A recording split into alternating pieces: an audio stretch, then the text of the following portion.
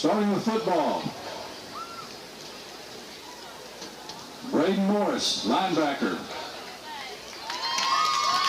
Accompanied by his mother, Miss Brittany Preyes.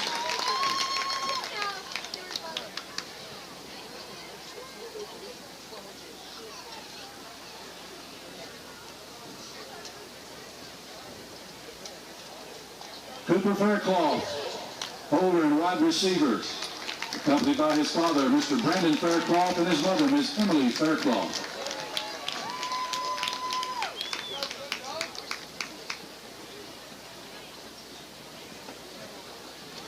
C.J. Williams, running back and wide receiver, accompanied by his mother, Miss Tara Askew.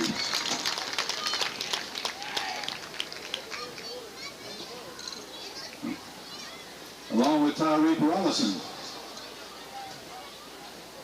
David Campbell, linebacker, accompanied by his father, Mr. Eric Tilley, and his mother, Ms. Lakia Smith Tilley.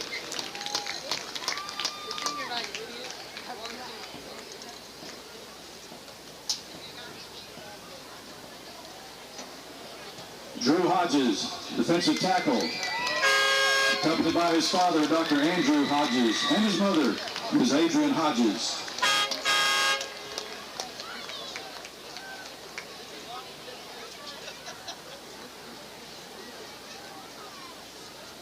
Jaden Nelson, cornerback, accompanied by his aunt, Ms. Sonia Lewis, and uncle, Scotty Lewis.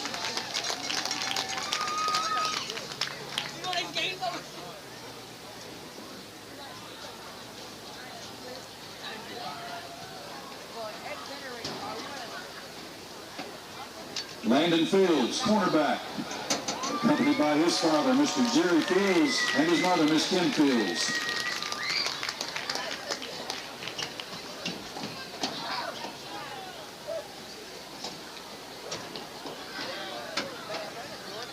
Matthew Clark, defensive end, accompanied by his mother, Miss Jennifer Clark.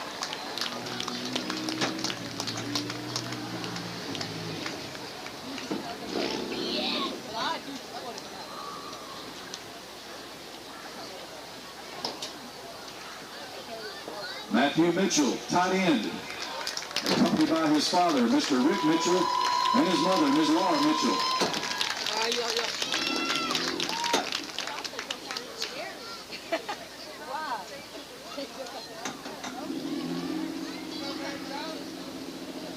Nathan Radney, defensive tackle, accompanied by his father, Mr. Bo Radney, and his mother, Ms. Tanya Radney.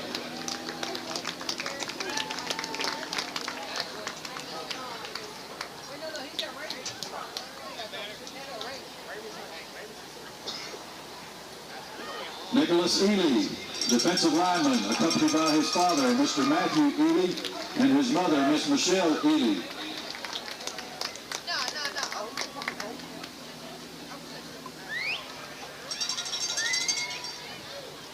Nick Cantillo, defensive tackle, accompanied by his brother, Mr. Freddie Guante.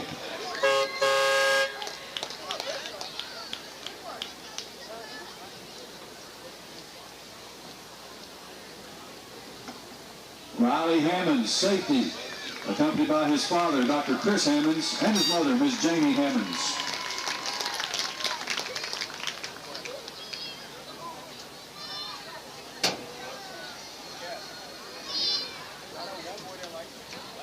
Sean Dial,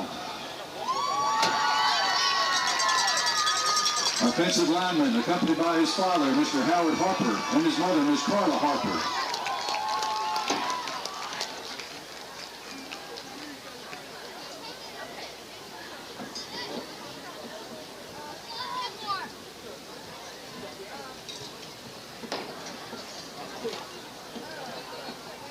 Trayvon Stanton, along with Jalen Thompson, accompanied by Coach Keenan Clayton and Peter Medlock.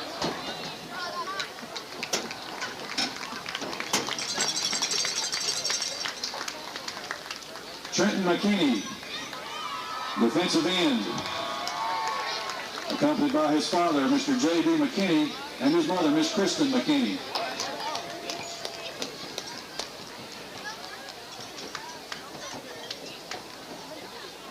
Cole Haney, defensive tackle, accompanied by his father, Mr. Jeff Haney, and his mother, Ms. Michelle Haney.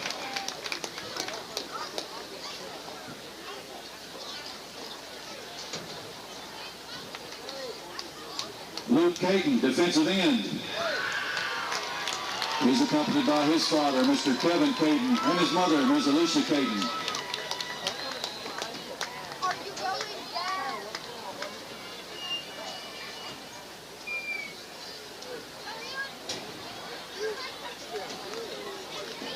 Uriel Santa Cruz, kicker, and tenor saxophone in the band, accompanied by his mother, Ms. Monica Santa Cruz, and his father, Mr. George Santa Cruz, and their siblings.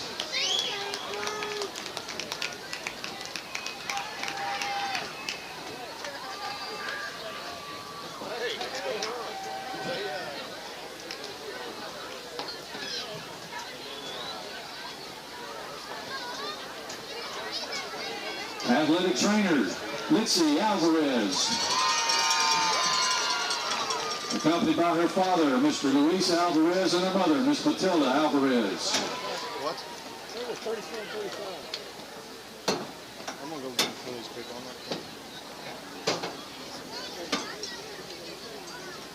that. And now from the band program, Carolina Alvarez, flute,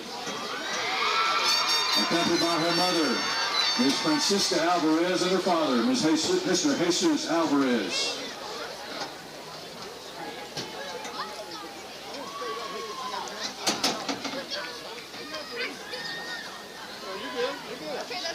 Matthew Brown, tuba and band leadership, accompanied by his mother, Ms. Sarah Brown.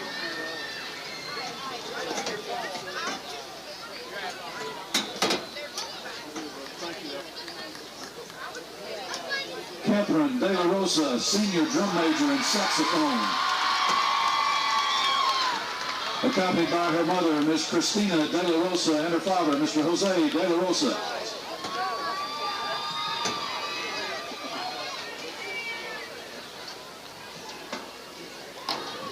Trinity Hill, color guard captain, accompanied by her mother, Miss Christy Hill, and her father, Jeremy Hill.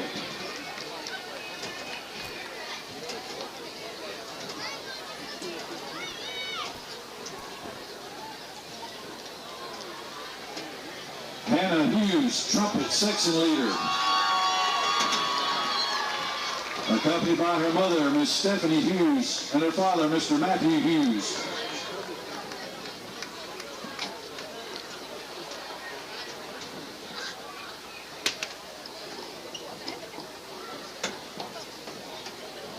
Mackenzie Hunter, flute and band leadership,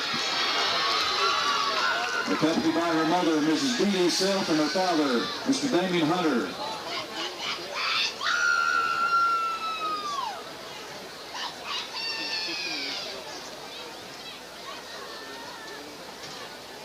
Jasmine Kelly, color guard captain,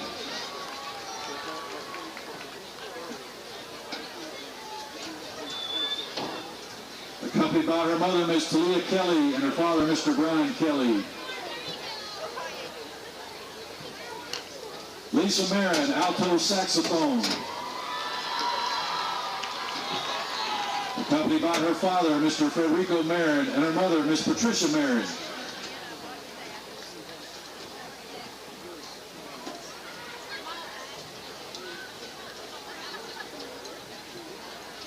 Clancy Mayo, percussion and jazz band, accompanied by his mother, Miss Beverly Mayo.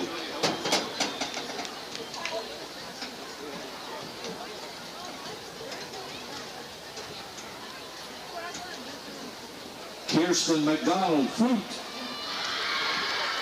accompanied by her mother, Ms. Misty Wilson, and her father, Mr. Corey McDonald.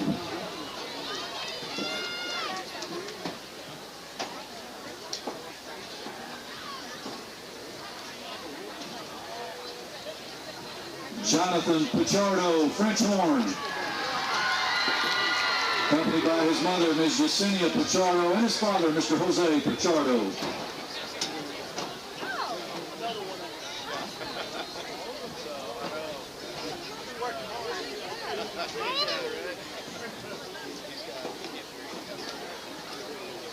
Ronaldo Sanchez, trumpet and band leadership.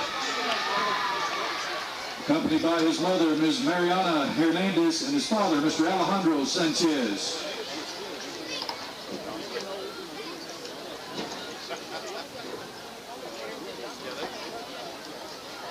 Landon Weiss, French horn and band leadership. Accompanied by his mother, Ms. Brenda Weiss, and his father, Mr. Travis Weiss.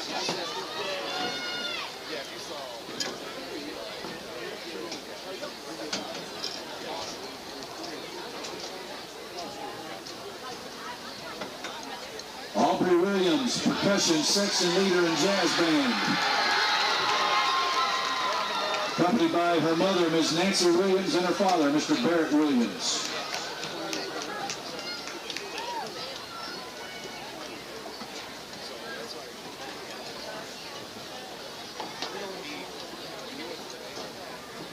Ryan Mitchell, tuba, section leader.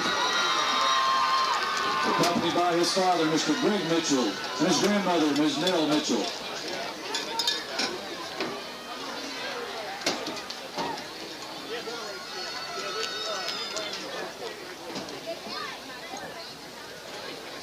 Anna Petrie, low range section leader. Accompanied by her father, Russell Petrie, and her mother, Tanya Newball.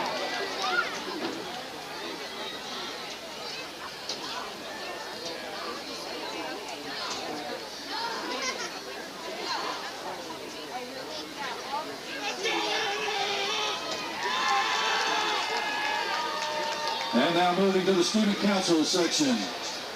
Jordan Huckabee, Student Council Spirit Director. Accompanied by Mr. and Mrs. Smith.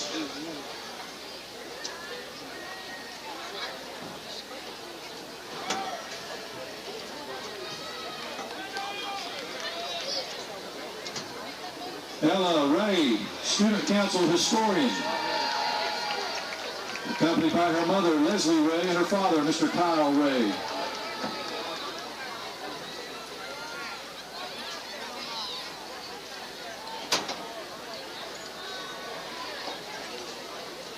Kira Young, Student Council Secretary and the voice of SSHS. Daughter of Coach Matt Young, and accompanied by her mother, Miss Jamie Young.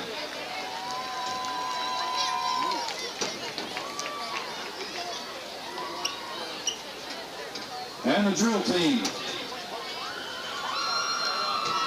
Emily James, Senior Lieutenant. Accompanied by her father, Mr. Jesse James, and her mother, Ms. Esther Gall.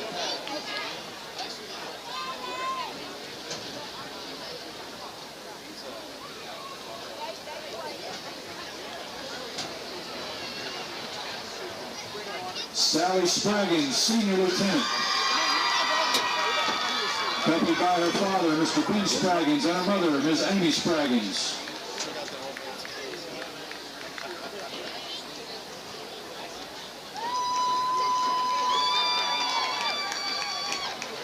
Olivia Worth, Captain.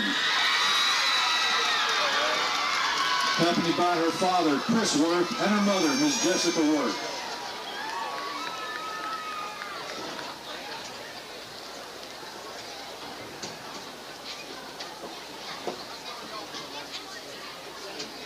Jocelyn Yanez, co-captain. Accompanied by her father, Mr. Juan Manuel Yanez, and her mother, Ms. Kristen Yanez.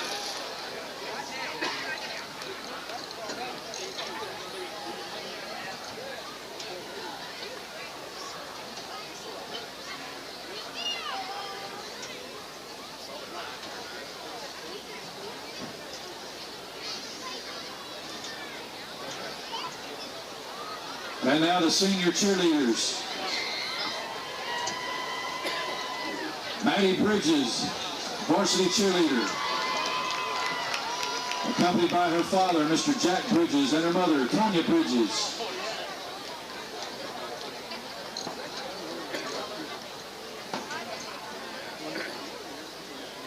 Emery Clayton, varsity cheer, accompanied by her father, Mr. David Clayton, and her mother, Serafina Clayton.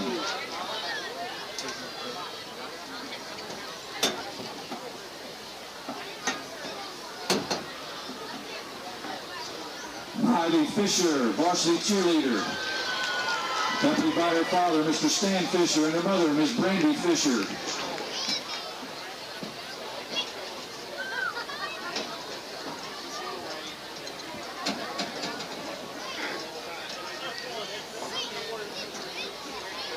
Colby Glenn, mascot, accompanied by her father, Mr. Jason Glenn, and her mother, Ms. Haley Glenn.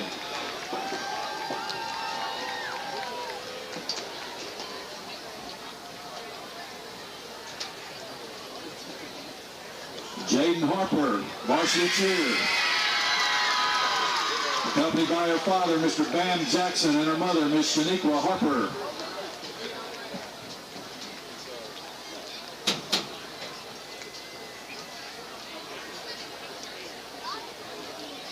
Jillian Jumper, varsity cheerleader and student council member at large, accompanied by her father, Mr. Mike Jumper, and her mother, Ms. Amy Jumper.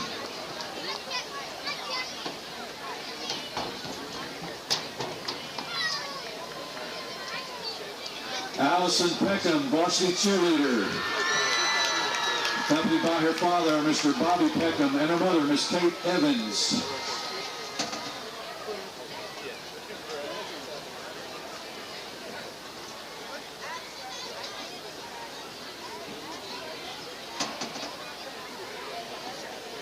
Brooklyn Shackelford, varsity cheerleader, accompanied by her father, Mr. Justin Shackelford, and her mother, Ms. Heather Daniel.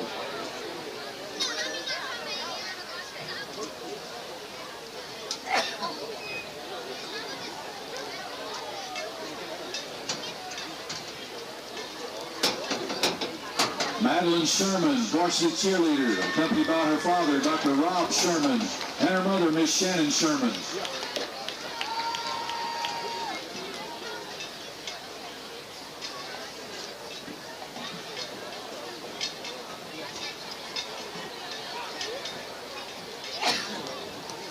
Vanessa Wayne, varsity cheerleader, accompanied by her mother, Ms. Erica Enriquez, and her stepfather, Mr. Edgar Velasquez.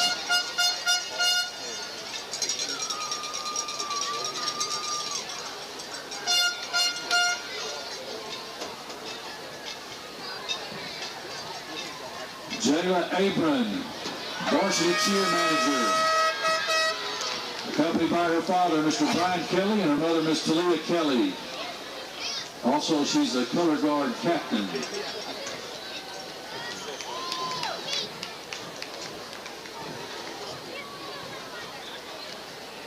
Ladies and gentlemen, help me congratulate all these senior participants in tonight's program.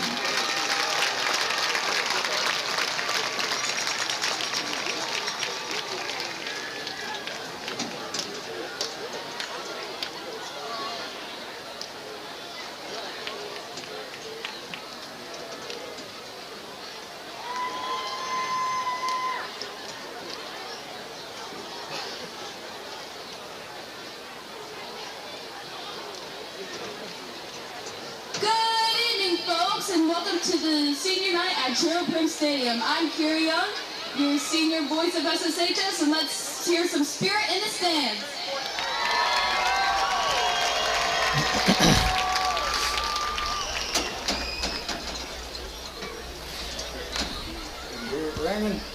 Hello. Hello. Yes, sir. This is Tony, so Matt's putting putting his on right now. Hello, Matt. Are you there? Okay, sorry it's taking so long. They've had a big senior night here. Wildcat Student Council will participate in a friendship exchange, an act of friendship and sportsmanship from both schools. Good luck to both teams tonight.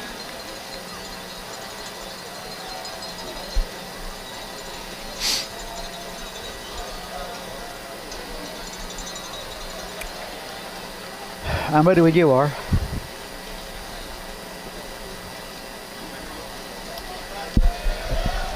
Anytime you're ready, man.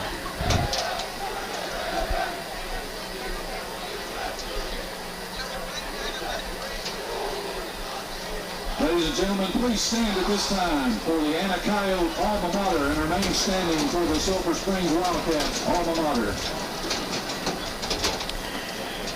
Good evening, ladies and gentlemen, and welcome to Gerald Prem Stadium here in Sulphur Springs as the Sulphur Springs Wildcats meet the Anacayos. We're waiting for the Star Spangled Banner, so let's hold for that. I think they're doing the Anna school song first.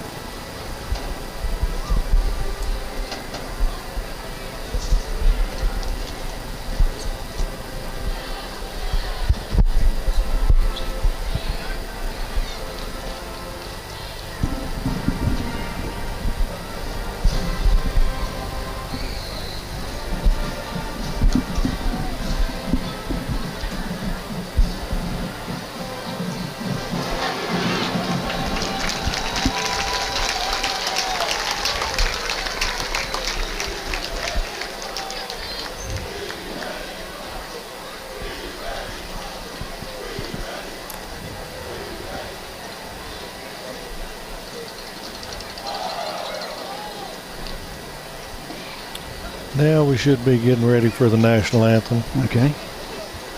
To find out for football here in Gerald Prem Stadium. Ladies and gentlemen, on your feet, make some noise. Yep, we're going to have the anthem after the teams come. Okay. You never know the sequence. Isn't that the truth? I'm James Terry. Tony Fippen is helping with the game tonight as the Wildcats take the field as well. Week 10, ready to play. Kids didn't get a full game last week. Had bad weather, so big change in schedule. This will be interesting to see how the kids react tonight, playing on Thursday.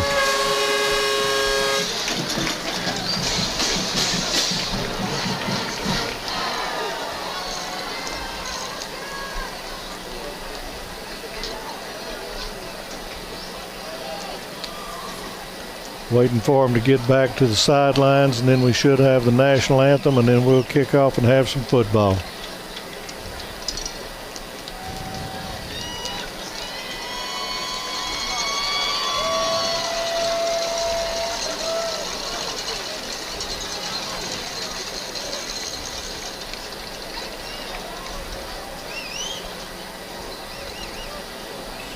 Your attention, please. Our invocation tonight will be given by senior Kira Young. And then if it remains standing, our national anthem will be sung tonight by the Sulphur Springs High School Choir under the leadership of Ms. Elizabeth Cole.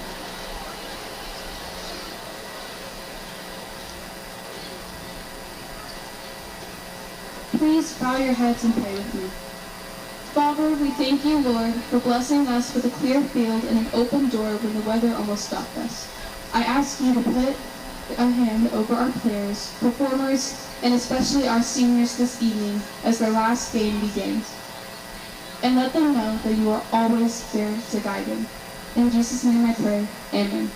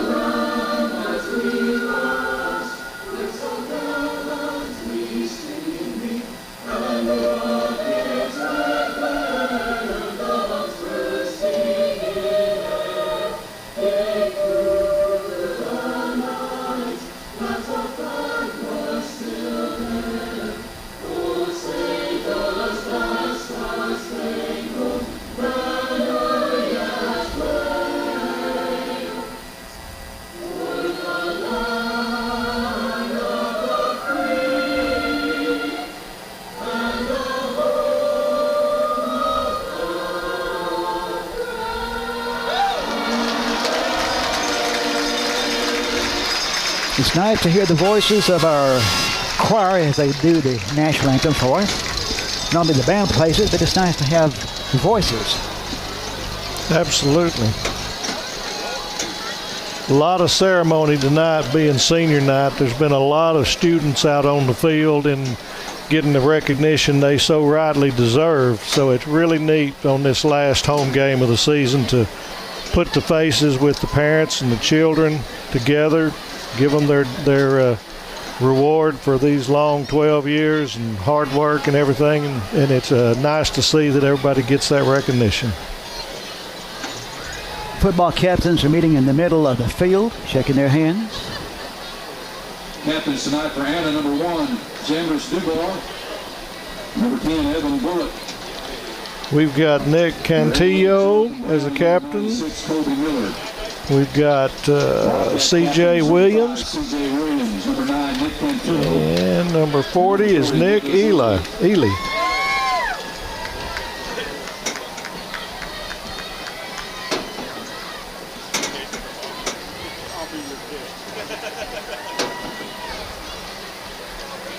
Sulphur Springs will be receiving. Looks like that Sulphur won the toss and received. That's an oddity these days. Most teams are deferring so they get that second half kickoff and try to get a 2-for-1 at the end of that first half. So we'll see if this pays off. But it appears Sulphur Springs wants their offense on the field. Take it to them. They'll be defending their north goal this evening. Going left to right on your radio dial for the first quarter. And there's very little wind. There's a little bit up there, but it's not a game-changing win at this point. We'll have to see what happens the rest of the day. It's a nice warm night for football here in Sulphur Springs. Yeah, everybody's very fortunate to be in short sleeves and sitting up here on November the 3rd. That's I've been out there in some heavy coats before. Anna's lining up, huddling. We're fixing to play a little football. Appreciate everybody coming on to KSST to listen and to be watching the live stream too. We're in good shape and we're going to try to bring you a good game.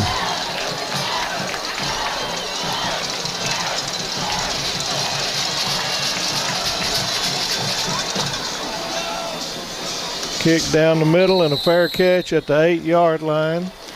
That's another thing that's becoming a lot more prevalent. We don't have as many fouls, and you end up on the 25-yard line and just start. So 1st and 10, Sulphur Springs at the 25-yard line.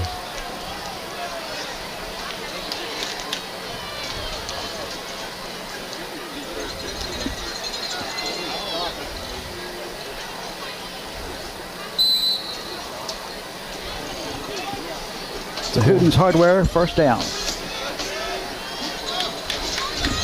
Caden Mitchell is in the shotgun. Little pass out in the flat to the left. Quick completion. Going to go for 9 yards. Nice start. Ball was caught about the 30-yard line. He picked up yardage right to the 39. Yep, Skylar Lewis 38. on that one.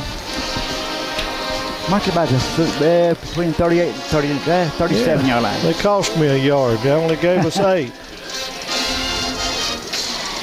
But that's a nice start. Get positive yards. This is going to be an interesting ball game. Anna comes in with a little bit of mystique, being undefeated and state ranked. So this will be an awfully nice test. Fake out up the line, trying to get a pass, but they had pretty good coverage there. So just an incomplete. Be 3rd and 2. That pass was a little bit short. I hope that was intentional because there was good coverage, and so I'd a whole lot rather see it skip on that carpet than I would let a white jersey intercept it. So right. I'm not disappointed there. Now we need a good, solid 3rd down play, keep the chains moving. This would be a huge boost if we could take this ball and use up the clock and get going. All right, we had contact by the defense, drew them offsides. That's going to be 5 yards and an automatic first. That's a good job of changing the cadence.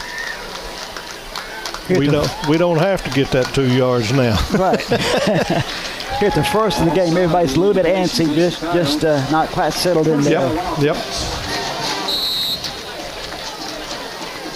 So now, in my mind, that's the first objective of the offense. Get that first down, move the chain. You've had nothing but positive so far. So now we're going to start, and we might move it around. I got a feeling we may see a little running back up the gut here.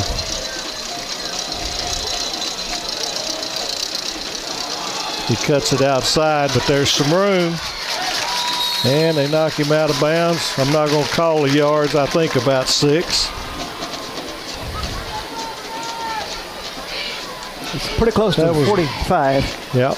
Was that Malachi running that one, I think? Yep. Yeah. 6 yards on the play. Started out right up the gut, and he made a nice cut to the left side. Let his lineman kind of help him out a little bit. Ran hard. 2nd and 4.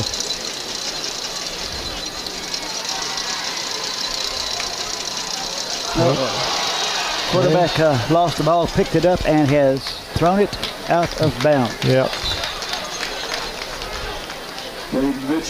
Had a little high snap, and then I think the quarterback took his eyes off the ball a little bit. He was fortunate with a good bounce. He decided he wasn't going to mess with this, and we were going to take our chances with 3rd and 4. Right. One of the hazards of being in the shotgun is that you have a chance of having ball mishandled. Yes. 3rd down. Little slant. 1st down. Nice catch by Schuyler. Right at the 50-yard line. Yep, that's a good play. Not much danger there. It was just a catch, throw, catch. Good timing. That's a good, solid play. So 2 first downs, keeping the chains moving. 1st down, Wildcats. They're marking it at the 49-yard line of Anna.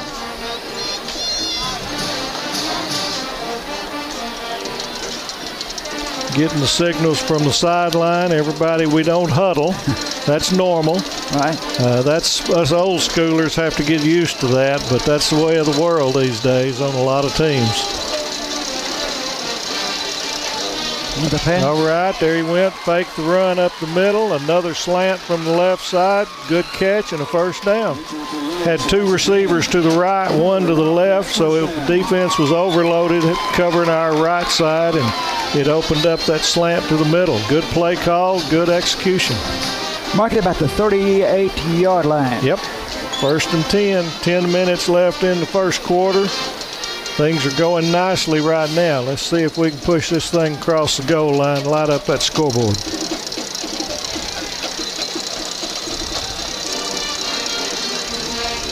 Twin receivers right, single to the left again. Shotgun and a single back as just a normal look. Had a little movement there. I'm afraid this one might go against the blue team. I'm not sure I saw any contact. Yep. 5 yards back, so we're going to have 1st and 15. 1st and 15. Looks like they're staying in that same formation of twins to the right, 1 to the left. That's a nice set of receivers for the Wildcats looking out there. There's a lot of talent in that backfield, counting the backfield and the receivers. Looks nice. Quarterback draw. Gonna get about 2. I don't know if that was designed or if he just decided real quick, but he didn't look real decisive when he decided he went through that line. True. 2nd down, 13. 2nd down on the 40-yard line.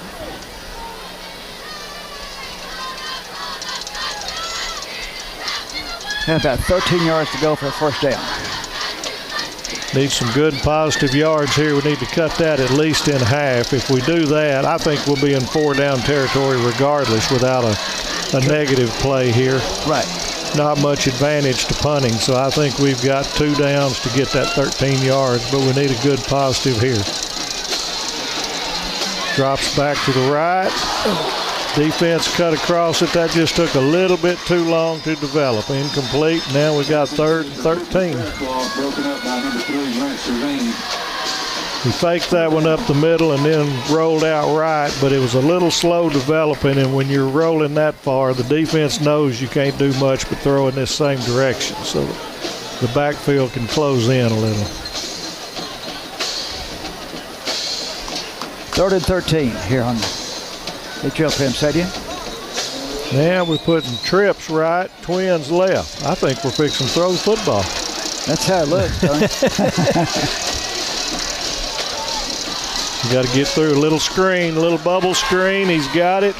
The defense made a nice play. We picked up about 5. It's going to make it around 4th and 8, but I fully expect us to try that. Completion made to Skylar Lewis, who's tripped up by number 15, Jamison Adams. 4th down and 7. So far, their Anna team is changing players, substituting. Looks like the Wildcats will go for it. Yeah, no surprise here. You've really only got about a net 12 or 13 yards if you punted and it happened to go in the end zone. Rolling out right. Got several receivers out there. We got a completion, and if it stays, that's going to be a first down. That's a great play. Can't see who that was that got it. We may not. Some in the vicinity of the 25-yard line. Yeah. I think it was Skylar. Oh, Chris Adams. Okay. He made a nice turn to the inside, little button hook, got past the sticks. First down. That was a great play. So now we got 1st and 10 at the 24 going in. 8 minutes left in the quarter. This is 100% what Sulphur Springs would want for a first drive. Total control.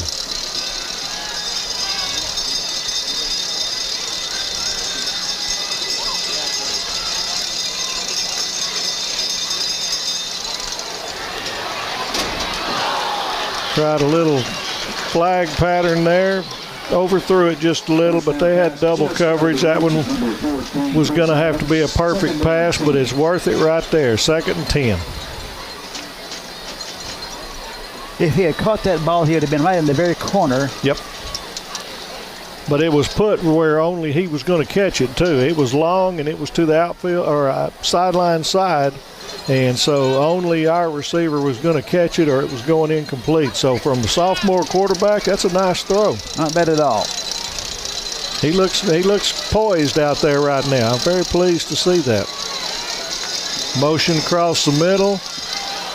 Up, they had that one. We have a loss. Hand off to number 5, Williams, that the defensive line broke through and caught him. They weren't fooled on that one. Now we got a 3rd and 16. From the 32-yard line. Yep. Again, 4 down territory. If they get a little bit, they could possibly do a field goal here. But it's a pretty long one.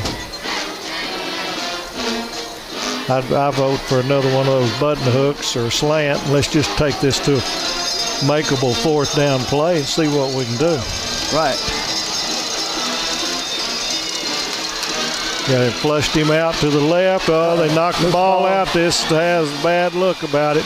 Anna's picked it up and running it back, and it looks like they're going to have the ball 1st and 10 at the 50-yard line. So they flushed the quarterback out, and he didn't protect the ball. He was still holding it out, trying to pass it, and they made a tip on it.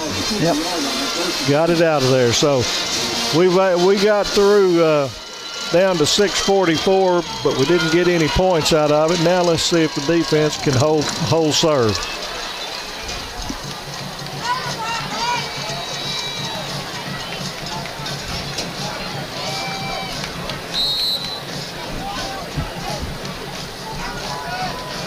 Three receivers left for Anna. All right, I tried a little flare pass out there. If that had been a little better pass, I think our little blue shirt might have had a chance to get that. And that ball was a little bit high even for the Anna receiver. We got a flag on the play, and that's in the area where it should be holding, but I haven't seen the. Nope, ineligible downfield. So that'll be a 5-yard penalty. They're going to. Nope, there's 2 fouls. Okay. That's right. Ineligible downfield, decline, holding is accepted. You got a 5-yard and a 10-yard. You always want that 10-yard. So we're going to put them behind the sticks at 1st and 20.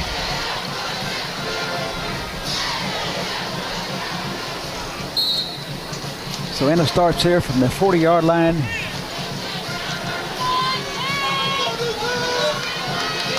Trips again to the left, single receiver up top. Hand off to the running back up the gut. He's got a nice run of about 7. Straight up the gut.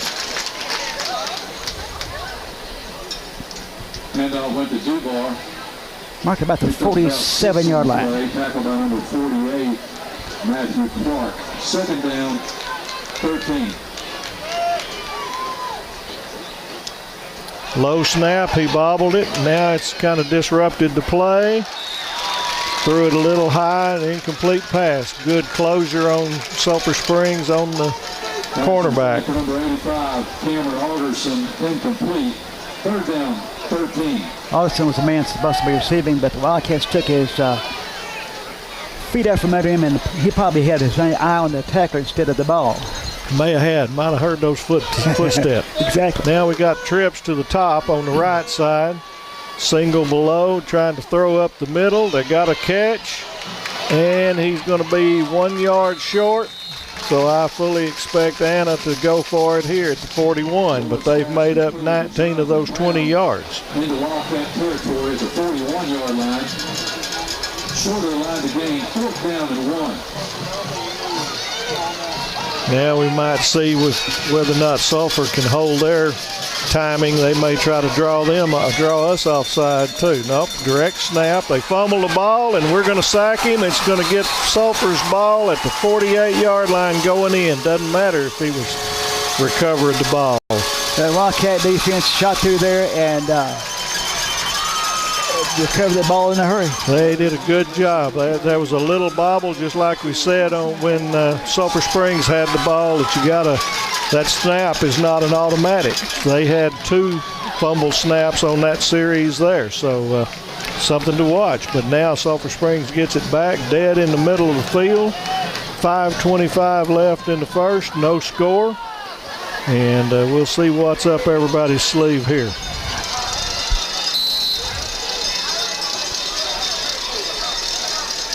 Motion back toward the ball. Dropping back. He's going to have to get rid of it. There he goes. Incomplete.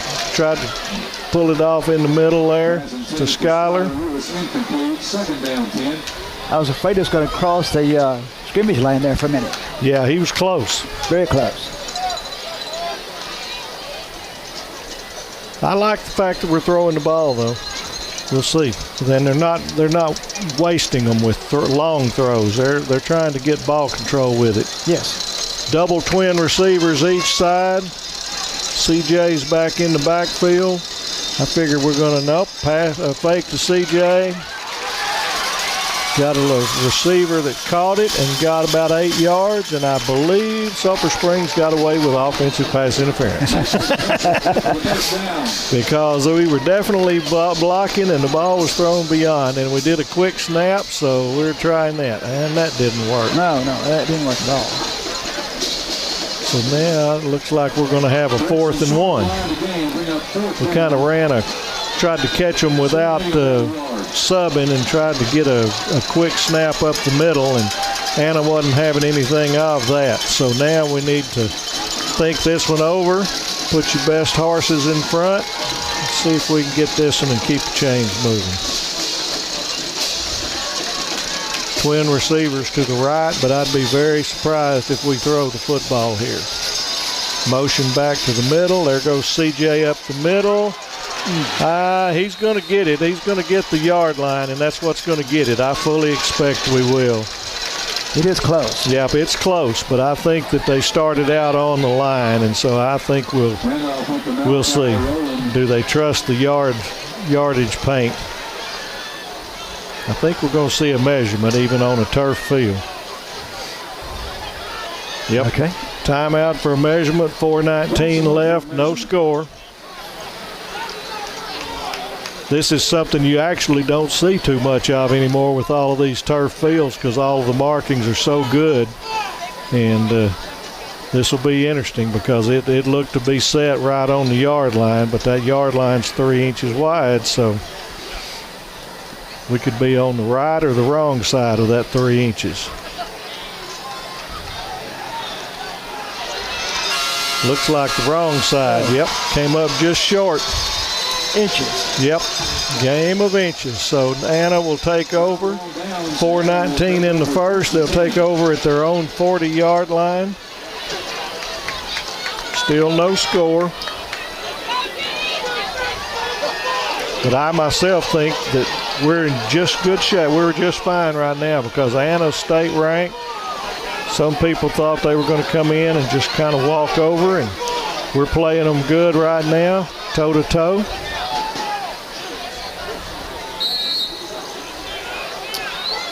Twin receivers left, twin on the tops too.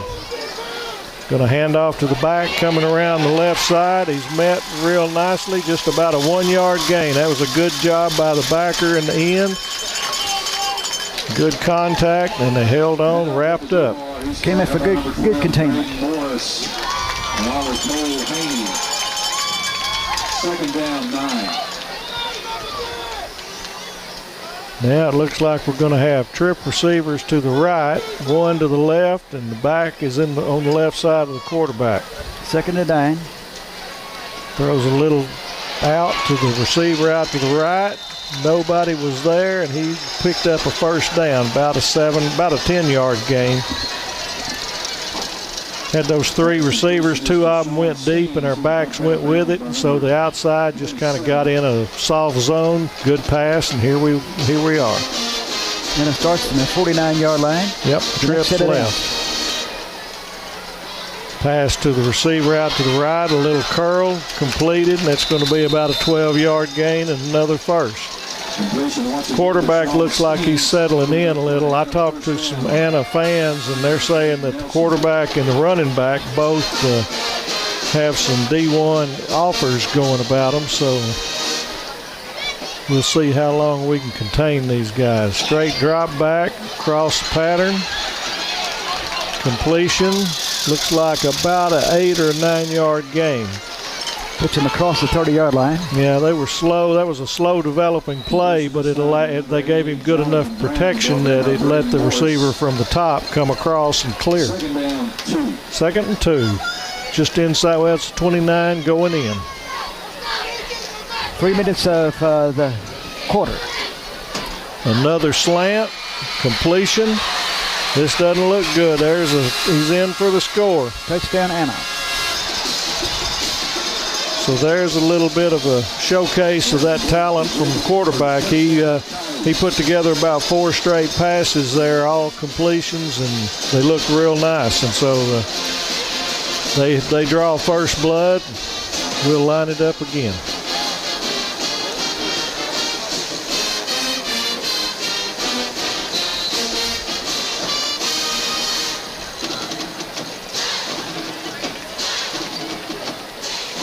Here's a snap. It was bobbled. All right, they didn't get the kick, and we tried to run it out, but Anna covered.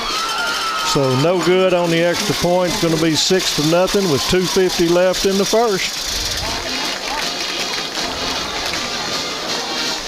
Let's take a timeout for a message from our sponsors. This is KSSD coverage of Wildcat football continues after this.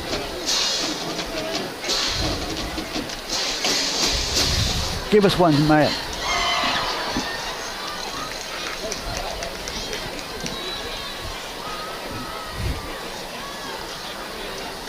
Ladies and gentlemen, this is just a reminder. Please note in and out of tonight's game. I believe you are required to pay to re-enter. That is a district policy.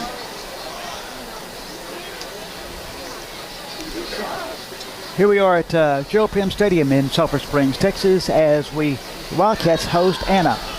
Anna drove down the field in this last series of plays and got a touchdown, but the field goal was not valid. The center put the ball kind of on the ground, and the holder could not get it upright to get a good kick. Wildcats tried to run it back, but didn't make it out of the end zone. Yeah, people don't realize that timing that goes in on that extra point. We got a clear offsides, and we got a flag, so this is a free play. Wildcats bobbled it, fall on it on the 22.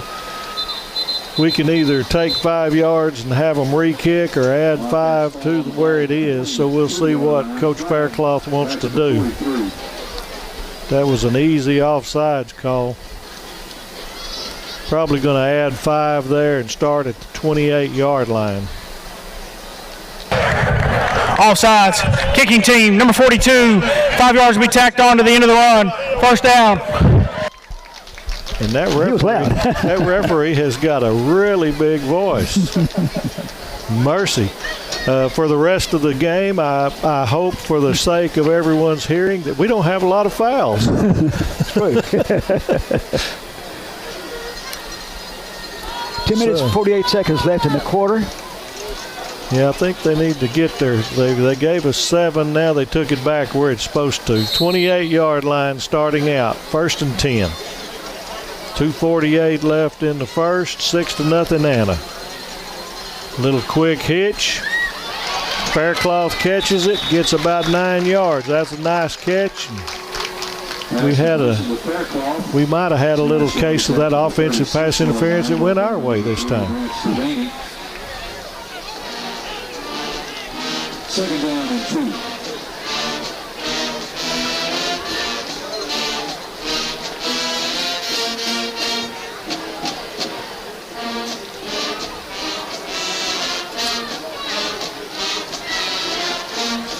Anna's defense doesn't look to be overly big, but they've got some nice looking athletes out there. Both sides, that's some very nice athletes out there. Fake up the middle, and there goes a slant.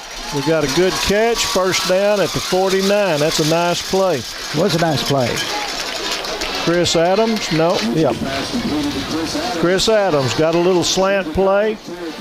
Kept his concentration on the catch because that safety was coming up and honestly could have popped him a little bit more than that. So, but his good concentration, 1st and 10 at the 49 going in.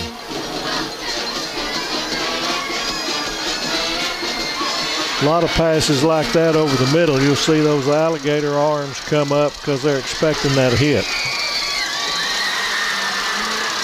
Motion to the middle and a handoff to CJ. He breaks it out but couldn't get out of everybody's feet. Lost his balance. Yep. If he'd have gotten up right there, I think he had some room to the outside. Yep. Loss of about 1, so 2nd and 11. Straight up on the midfield stripe. 1 minute, 20 seconds left of the quarter, and Wildcats are on offense. Twin receivers right. Skyler up at the top. CJ's in the backfield. There we got a free play with an offsides. Trying to throw it down the field. Didn't work out, but that's going to come back, and Sulphur should get a 5-yard penalty in our favor for offsides. Offsides. Defense. 5-yard penalty. 2nd down. Mercy. Somebody needs to tell him to turn his mic down. When I used to referee, my crew when I would turn the field mic on, they said I sounded like Barry White because I was just trying to be clear, and they said my voice got deeper, and they called me Barry White. So, back in the day, 25 years of referee, and I had a ball. I wish I was still out there. Well, we appreciate you here in the booth. Oh, I love it. Anything to stay in the game. There's a fake and up the middle, and Mitchell goes around the edge and gets a 1st down. A nice gain of about 9 yards to the 35. That's a nice play, and he showed him he's willing to run there. That's a good job. You know, the Hooten's hardware 1st down for the Wildcats. 54 seconds left in the first. Wildcats are doing a good job of answering Anna's score. We'll see if they can continue this drive. Twin receivers right, single to the top. Another offsides free play. They're going to try for the home run again. Still didn't catch it, but that's what you need to do when you know you've got that free play. Take that home run shot. You never know when it might come. Offsides. Defense. Number 90. 5-yard penalty. 1st down. He was a little lighter there. I think he's getting out of breath. So I guarantee you I know that feeling. So maybe he needs to run a couple more before that next penalty call, and then he might be down to normal decibel level. But those field mics are extremely helpful because they let you explain instead of thinking everybody knows the schedules and the signals. Roll out and a little pass, but it's minimal gain. They made a catch out there nicely, but the ball was thrown right off the turf. Chris Adams on the reception. Chris Adams looks like a little gain of 2 or 3. I think it's fixing to be 3rd and 2. They've got 2nd and 2. I guess it is 2nd. I may have missed one.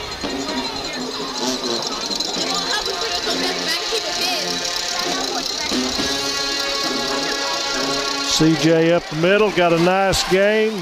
Little cut off of one blocker. Got a first down at the 17. Nice run. It's nice to see the Wildcats in the red zone. Yep, winding the clock. If they want to, that's going to be the end of the first quarter. 10 seconds and rolling on that first down. So I got a feeling that's the way this first quarter is going to end. I think it's overall a good, positive quarter for the Wildcats. They met the challenge. That one turnover gave them a short field. Other than that, we're right there with them. Scores Anna is 6, Wildcats 0 at the end of the first quarter. Let's take some time to hear from our sponsors. Wildcat football continues after these messages.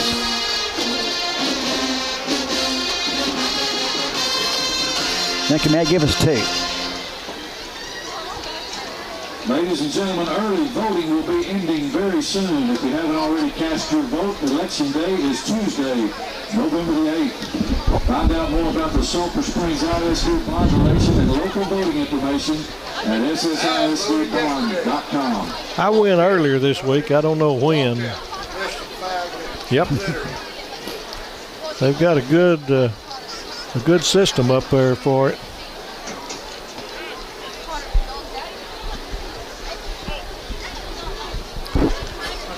We're going to start out at 17.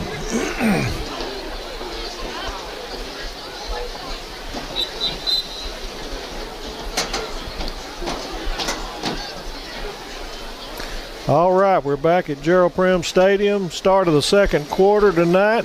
6-0 Anna. I think overall that was a good first quarter for the Wildcats. We're starting out on the left hash, 17-yard line going in. We're with the wind such that there is. The flags are pretty limp right now, but if there's anything up there, it'll help us. So everything's looking positive for the Cats right now. Twin receivers to the top and one to the bottom. Another Hootens Hardware first down. Little pump fake. Oh, they back shoulder there, and Skyler made a really nice adjustment and caught that ball. I really thought we were going to have an offside free play, but there's no flag. But that's a first down play. Looks like about the 4-yard line. They're winding up quick. And the defense is kind of confused. They're pushing ahead and gets what? Take a yard or 2? About a yard, about all it was. That's twice we've tried a quick one, and neither time have done what we wanted. So we might want to rethink some of that. Go ahead and set us up a nice play to get everybody on the same timing and go. Timeout. Anna, that's their first of the half. Anna thinks enough of us that they want to try and get a scheme together. Right. 11:33, so that's real quick into that second quarter there. They don't want us to score. I think they realize this is going to be a tighter ball game than maybe everybody thought. So that's a good sign that they're worried about us getting in that end zone. Sulphur Springs High School culinary students and their leader Joel Skipper. Thank you, Grocery Supply Company, for your support of the foundation. For more information, visit SSISDEducationFoundation.com.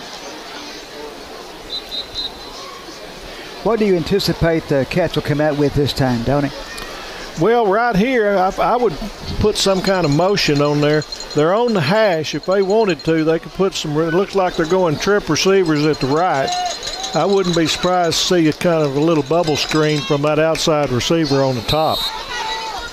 you don't have but just the 2 guys out there, 3 out there. I think that we could work it that way. Nope, they're taking Faircloth out. Oh, Lord. Interception. Got an interception, and that's going to go for 6 unless we got Matt Mitchell has really got the angle. He pushed him out. Oh, what a turnaround. Oh, ouch. Yep. Ball was a little bit behind Faircloth, and the cornerback made a great cut on it, caught it on the dead run, and has run it all the way back to the 15-yard line. But that was some extremely good hustle by the Cats to go run him out. 16-yard line. We have some speed on our team. Yep. So complete turnaround now. Here's a little gut check time for the Wildcat defense, and so far they've held up pretty well. I think we can do it again here. Twin receivers right. We've got 2 backs in the backfield. That's a little odd for them. Faked up the middle, threw a slant to the wide receiver, and he's in for the score. So not a good couple of plays for our Cats. 12-0, 11 minutes, 10 seconds left in the second quarter. Extra point yet to come.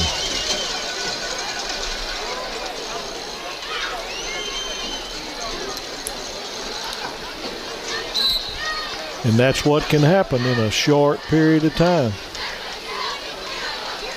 So it looks like since they missed the first extra point, they left the offense in. They're going to go for 2, try to get it back on an even score. Twin receivers left, 1 receiver to the right, and a single back. Fake to the left, rolled out right, little slant, and he's in for the score. So that was a nice design play, well executed. 14-0 Anna. 11:06 left in the second quarter.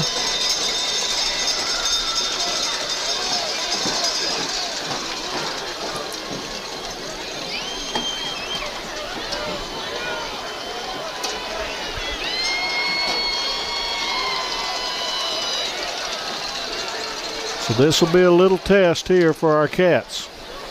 We need some positive plays. We need to get some points on the board. This is still a lot of ball game left. That little sequence hurt us, but there's a good, we've got some positive things working. We'll see how they go this time. We have 11 minutes and 8 seconds left in the second quarter.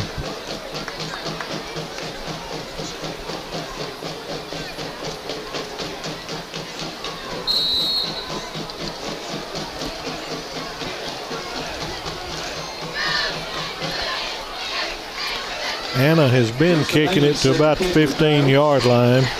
Some of the teams pooch kick. Some of them try to kick it all the way, but that's about his normal. That's about what we're looking at this time. Fair catch at the 10-yard line.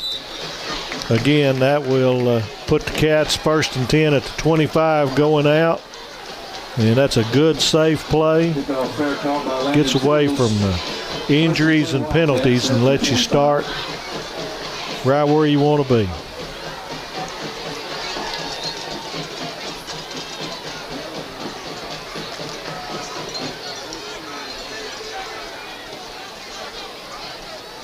Wildcat offense breaks the huddle from the sideline. Looks like we got twin receivers to the left on the near side. Got Mitchell is in a slot behind the left tackle and a single running back. Skyler's motioning in, and there's a play to the left. And it's a really nice first play by CJ. Oh, no, that's number 32. 32 is going to be Dedrick Rose-Luke.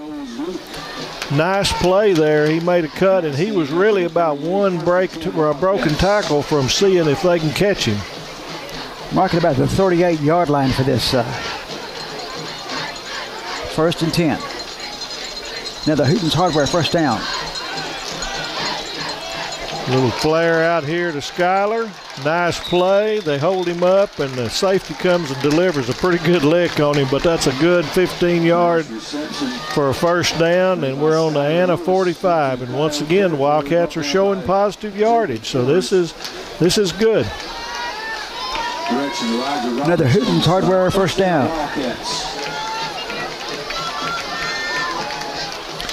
Skyler's having to get his chin straps put back on there. That safety came and popped him pretty good after they held him up. Trip receivers up to the top, to the right, Twins at the bottom. Got that sophomore quarterback sitting there, looks nice in the pocket, delivers a nice ball to Skyler. Hit immediately. It's going to be about an 8-yard gain, I think. Nope, must have dropped it. He dropped it. All right. He took a pretty heavy lick when he got the ball. Yep, he did. I was going to be impressed if he held on to that one. But it was a nice ball. Good timing. That was just a good play from the defender. Right on the numbers, yes. Yep. Our quarterback doesn't look like sophomore to me. I like what I'm seeing. Well poised. There's 1 man in the backfield. Everybody else is stretched out to. Yep. That's going to be a loss. Yep, little bubble screen there, and they read that one pretty good. That was a long way to throw that bubble screen. That usually works if you're throwing it about half as far as we did there.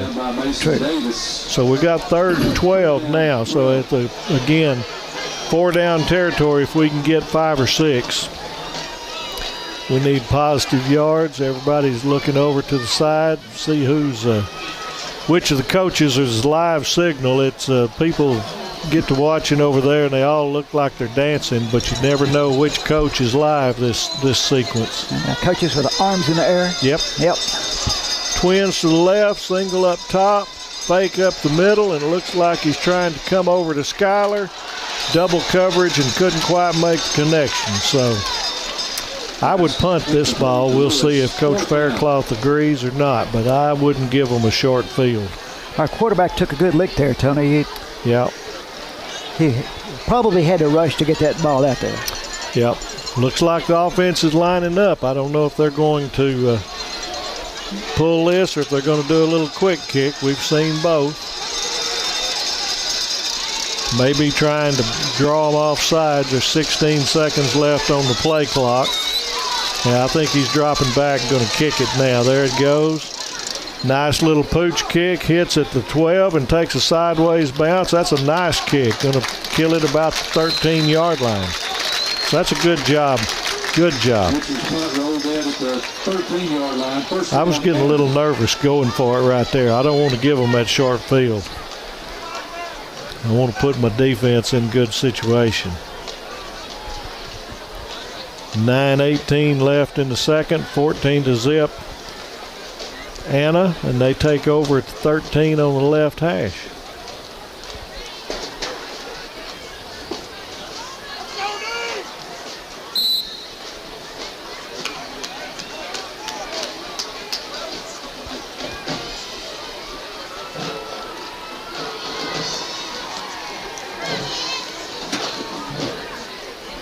Three receivers out to the right, one to the top, and a single back. Fake it up the middle and throw a little hook pattern to the inside receiver. Gets about 6. Marking about the 18. Yep. The ball looks like it's on the 17 there. No, 19. 19. Sorry. 2nd and 4. They're choosing to just play ball control with the pitch and catch on those little slants and hooks. Running back there slips. He's still going to make positive yards. If we'd have gotten a little more penetration, we could have caused it a loss. But real close. I think we're fixing to be 3rd and 1 yard. So chance here to put a 3 and out, but we're going to have to make a good charge out of this defensive line. Knock down a pass, whatever. I think we'll see a run here. So let's see if we can muscle up on them. Snap, running back gets the handoff, goes straight up the middle, and he's got the first down. Looks like he picks up a couple of yards. He's a nice-looking running back, nice size, runs hard. That was nothing fancy there. That was lining up and saying, let's see who wins this play. Good old-fashioned schoolboy football. That's it. Let the trenches decide the game. They won that play. Let's see about this one. Trips left, single receiver to the right, snap back, little fumble. The timing's off. All right, we we stole the ball. Number 34 has got the ball and run in for a touchdown. He just flat stole the ball out of the quarterback's hands. So just like before, this is a turnaround for the Wildcats. Nathan Andrews. Northeast Texas Farmers Co-op says, way to go, Wildcats. Oh, that was a great play. It was, again, they fumbled the snap. Quarterback got down there. Nathan grabbed him was going to make a good play. Then he turned it into just an outstanding play because he just flat stole the ball and only had to go in about 12 yards. So now we got right back in this game. We're fixing to try the extra point. 14-6 for the moment. Let's see if we get a good exchange and a good kickoff and cut this lead in half. Good snap, good hold, good follow through, and good kick. So 14-7 with 7:43 left, and just like when Anna turned it around on the Wildcats, here we go. Wildcats just turned it around on them. It's time for a commercial break here from Gerald Penn Stadium. Sulphur Springs 7, Anna's 14. Let's take a little time to go back to the station and hear a couple of spots. This is Wildcat football on KSST 1230 AM, Sulphur Springs. Thank you, Matt. Give us one. That helped. Yeah.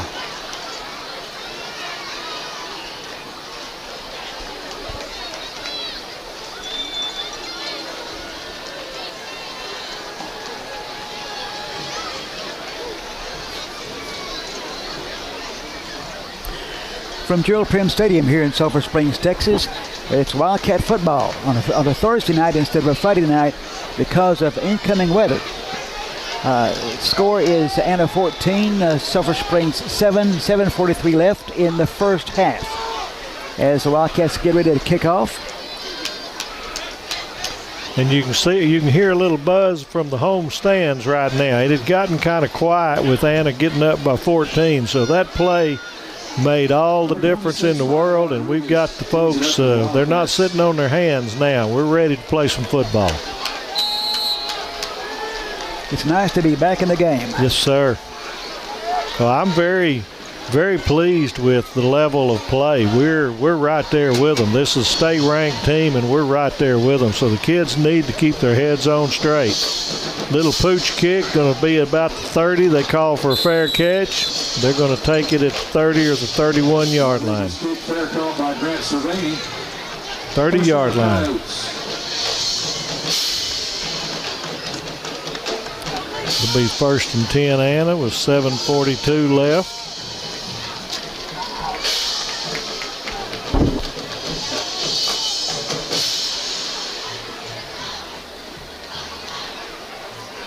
Anna breaks the huddle from the sideline, as is normal these days after a change of possession. They got 3 receivers to the top, 1 to the bottom, and a single back. They've been running some little quick button hooks to the inside out of that formation.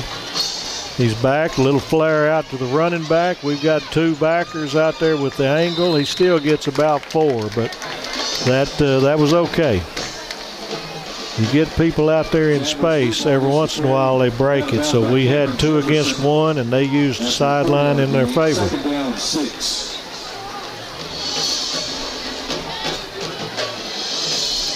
Second and 6. Flopping the formation here and putting 3 on the right, single to the top.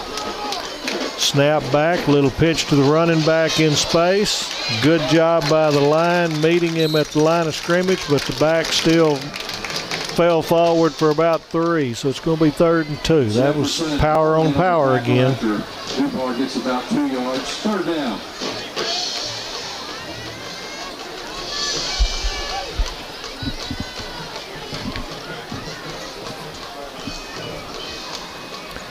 Number 1 shows to be 6 foot, 200-pound senior. He is a nice athlete. Right there, he just put some power running on the Cats. Handoff. There he goes again. He got some penetration, but he got by. This is a nice, about a 25, 28-yard run there by the running back. It's going to be a first down all the way down to the Wildcat 44. Ball into Wildcat territory, brought down by number 27, Grayson Hardy. First down, Coyotes. 6 minutes, 44 seconds in the second period, second quarter. Trips to the right, single up to the top, snap back to the quarterback, looking left, threw behind the receiver on the single side. So that one didn't work out like they wanted. 2nd and 10. Quarterback's delivering a nice ball, but on that one the receiver may have gone in when he thought he was going out, but he was about 3 or 4 yards wide on the toss. Quarterback appears to be limping a little bit. Yeah, he's got that knee brace on that left leg. Same formation, trips right, snap back to the quarterback, looking right, flares out. It got a little short reception, but got 3 Cats converging, and it's holding to about a 4 or 5 yard gain. So that was okay. About the 40, 30, 39. Yep, about 39 going in. 3rd and 5.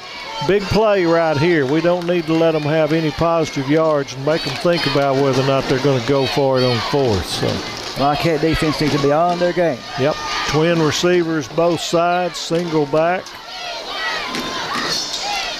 Little quick toss completed, and he's going to get the first down. The running back flared out of the backfield, or it could have been, no, it was that inside receiver. Right. He caught it real quick and just got in a little space, and he knew where he wanted to go. So 1st and 10 at the 30. 5:44 left in the second. Clock's running.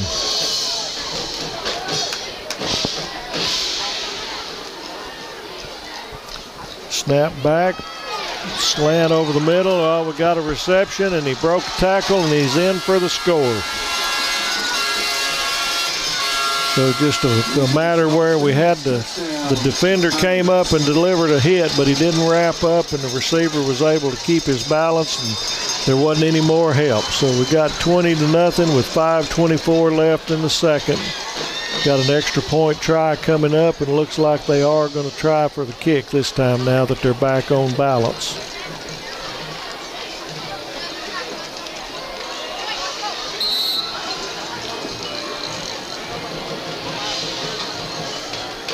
Good snap. Rotation looked good that time, and that one goes through the uprights, and we got a 21-7 score. There's 5 minutes and 24 seconds left in the second half of the game. Let's take a little time for a commercial break. This is Wildcat football from Gerald Prim Stadium. Matt. Give us one.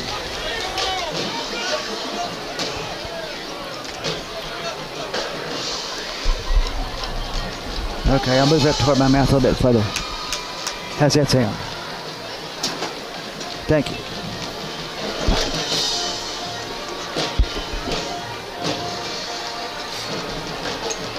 Gerald Prim Stadium is a location. Wildcats are playing on a Thursday night because of reschedule, because of upcoming weather. Score is Ana 21 and Wildcats 7. Justin Amon set the kick again for the Coyotes. And it deploys, ready to kick. Wildcats have trip receivers to the back. So far, they've just fair caught every one of the kicks. We'll see if they try to fool them. Real close to offsides again. Anna's trying to, they're worried about it. Another fair catch at the 17-yard line. It'll be 1st and 10 Wildcats at the 25. Anna's having a hard time staying on time on those kickoffs. They've had one offsides. Well, they've been real close. Yep.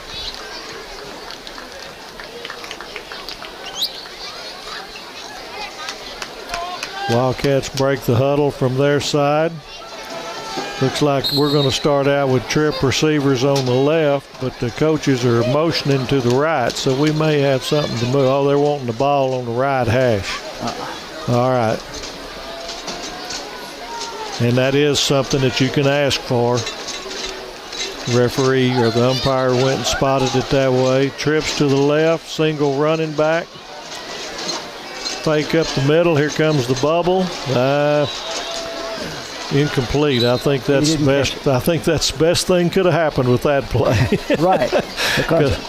And they picked up the ball and they went into the end zone, but it's an incompletion. And we were real close to a block in the back too. So they're doing a good job on that bubble screen. So we may want to rethink when and where we run those. 2nd and 10 again from the 25-yard line, right hash. This is an important 5 minutes and 20 seconds of the half here because Anna's going to get the ball to open the second half. So we need to control the clock and put some points. Roll out to the left and underthrown. Incomplete. We're going to have 3rd and 10. That's a tough play for a right-handed quarterback to roll left, and then he threw the ball about 20 or 25 yards in the air. So especially with a defender right in his grill. Yep, he was getting pressure, and that's still a sophomore body right there. He doesn't have a whole lot of muscle mass to make that throw. So it's all right, but it's wasn't a real high percentage. 3rd down. 3rd and 10. Trips left again, twins to the top. We need a big play here. Direct snap, coming inside. We got a completion and a 1st down. Well, I say that. They're coming right down the line. I think they'll give it to us this time because since it was a fair catch, all we got to do is touch the line. One of our players lost a helmet. He's going to come off for a play. Yep. It's a good UIL rule. That's a good rule. Only way you can stay in is if there's a penalty that caused your face mask to go. Right. But we're seeing something here that I don't agree with as a former official. We started out on the yard line from a fair catch. It looks like they've put the tip of the ball touching the line. That's a 1st down. So why they would measure this, I have no idea. And if it comes up short and I'm Coach Faircloth, I'd be a little upset.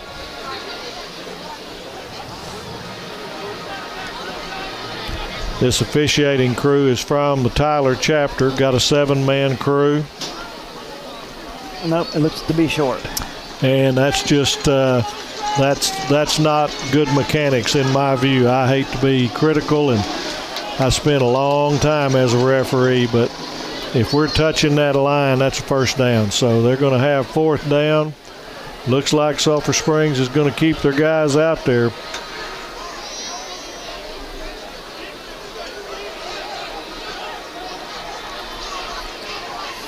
Officials are putting the ball back inside the hash and got to go get the chains set again. So if we go for it, all we got to have is just a little bit of positive yards. We got the big boys in and everybody's in the middle. We're going to have a scrum. Winding the clock. All right, we got offsides on the defense. That may have been the next challenge. Get a free 5 yards and we don't have to do anything. But I'm not so sure the center thinks that's a fair shake since he got rolled on his backside. Oh, it's acting like it's in their favor.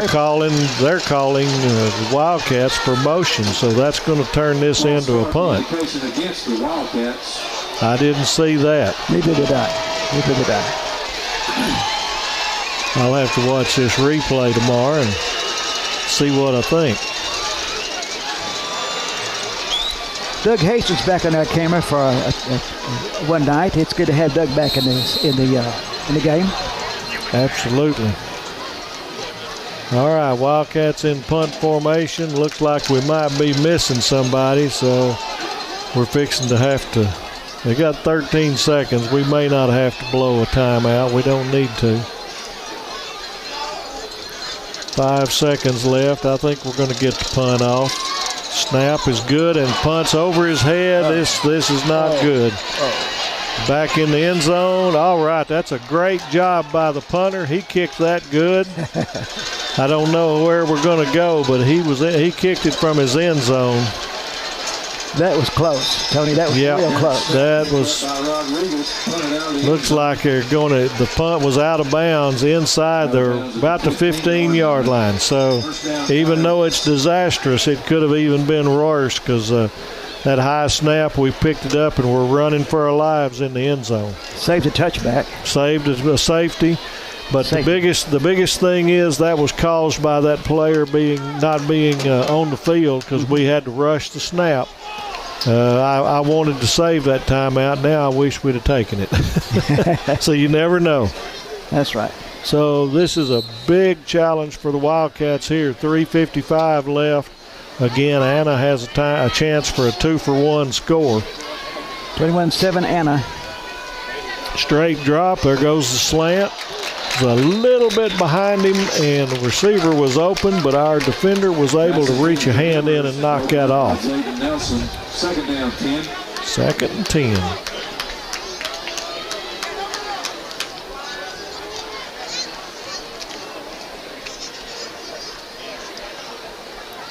They've done well with those slants this morning, or this afternoon. Twins to the right. Or trips. He's going to the single side again. Oh, he put a move on him. That's it. Yep. Just a little one-on-one play, a quick out. The receiver caught it, made a little side step on the cornerback, and he didn't have but about 8 yards to go. Touchdown, Anna. Fixed to be 27-7 with the extra point coming. Quarterback got faked out in that one and then fell. Was not able to make the tackle. Yeah, that's one of those plays where he was out in space, and so when you get moved, there's no help. So right, good snap, good kick. The extra points, good. We got 28-7. So little flood of despair coming on here. So Wildcats need to finish this out and get some points in this last 3:43. With 3:43 left on the clock, the score is 28-7. Let's take one timeout. Wildcat football continues after this break.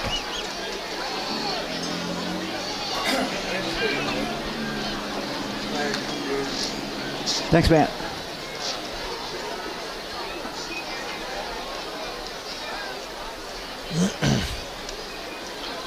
Just one. Yeah.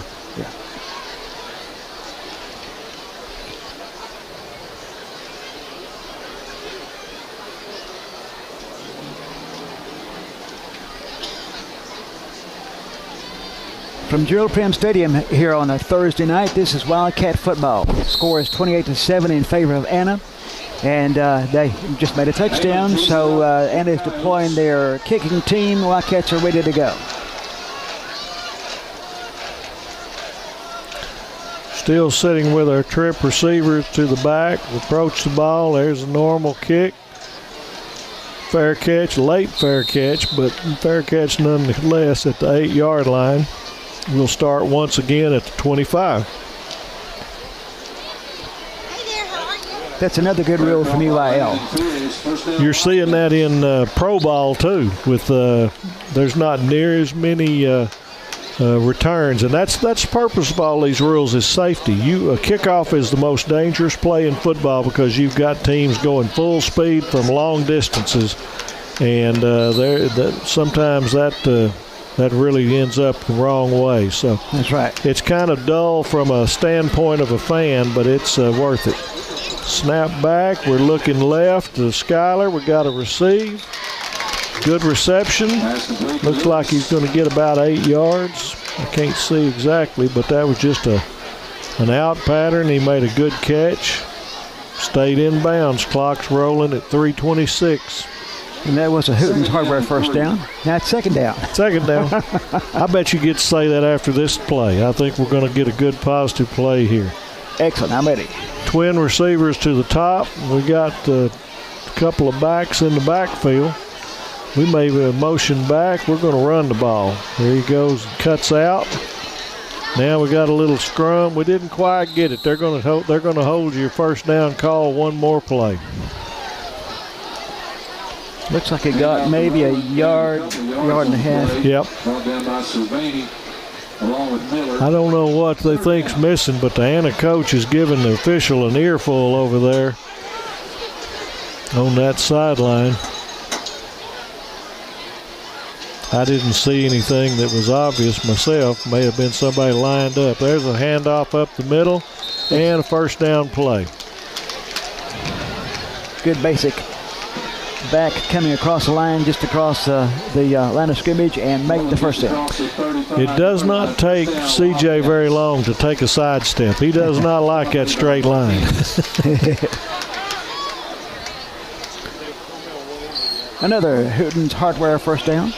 I think that might have been Cody Vega. Looks like number 8. All right, we're going for the home run. Skyler's back there. We were riding him quite a bit, and I don't think we're getting a thing. Yep. 7-man crew, and there should have been a flag right there. I agree. The defender's on his back. Yeah, he was riding him the whole time. Now we might see whether or not we get a little earful from this sideline. Yep, coach is beginning to bow up a bit. He doesn't want to get up where he's supposed to. He's supposed to be 20 yards from the line of scrimmage, and he's nearly 30. He doesn't want to get in the coaching box there. True. This is, like I said, a 7-man crew, and so they've got the sidelines deep, but they were way too deep, and he lost that contact. Little quick hitter, but Anna was ready for that one. It's going to be 4th down and about 6. So that was a big no call by the side judge. Timeout. At 1:55 left in the first half, it's timeout. Not sure who took the timeout, but let's take a timeout ourselves. Wildcat football continues after this message from KSS2.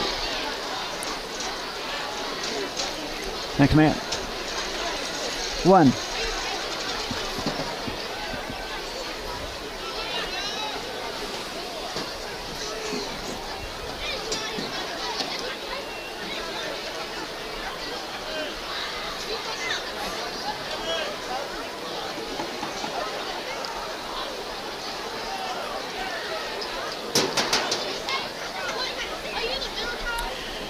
It's Wildcat football on a Thursday night here at Gerald Pregame Stadium. The score is 28-7 in favor of Anna. The timeout's still going. They're taking a long timeout, Tony. Yeah, taking their time this time. And we can see that the bands are starting to move their stuff out here. I was talking to my niece before the ball game, and she wanted to make sure we gave a plug to the bands because the Wildcat band won a contest over the past weekend and are moving on to state, going to San Antonio. Awesome. She said Anna's band is the same, so we're obviously in for a pretty good halftime show with 2 state-bound bands. Back to play, little screen. All right, Skyler breaks the tackle, and there's nothing but paint between him and the goal line. What a play for Skyler. That was a 60-yard little screen, and that was a case again of the defense put a hit but didn't wrap up. So huge play for the Wildcats. Northeast Texas Farmers Co-op says, way to go, Wildcats. All right, 1:37 left, 28-13 with the extra point try to come, and what a turnaround for that. Everybody was kind of sitting on their hands again, and that was a huge play by Skyler. He couldn't believe that he got loose, and he was ready for the track meet. Good snap, good hold. We got a nice extra point, and we cut that lead in half, 28-14. We have 1 minute 37 seconds left on the scoreboard, 28-14 in favor of Anna. Let's take another timeout. Wildcat football continues after this message. Thanks, Matt. Give me one more. We needed that. Yes, we did.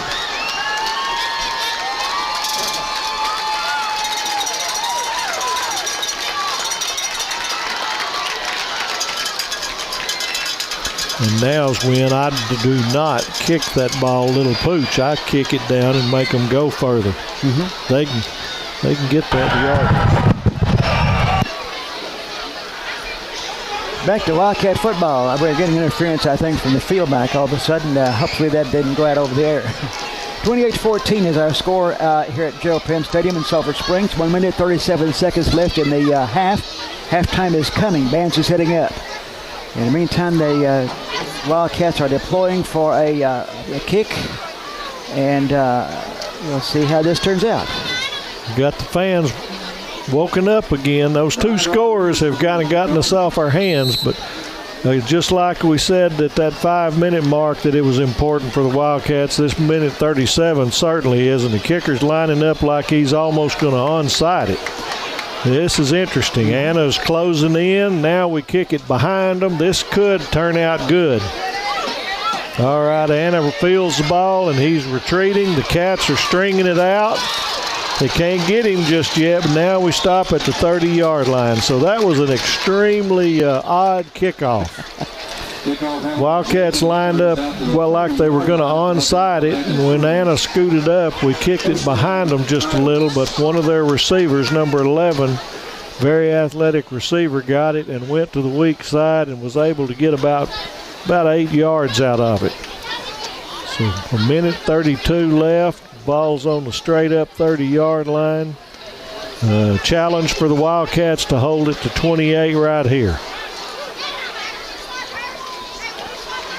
2 timeouts left by Anna.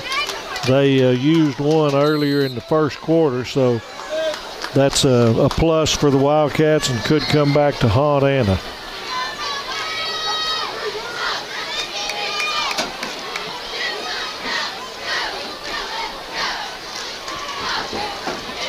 Little out pattern, about a 7-yard gain. Stepped out of bounds to stop the clock. 1:28, 2nd and 4.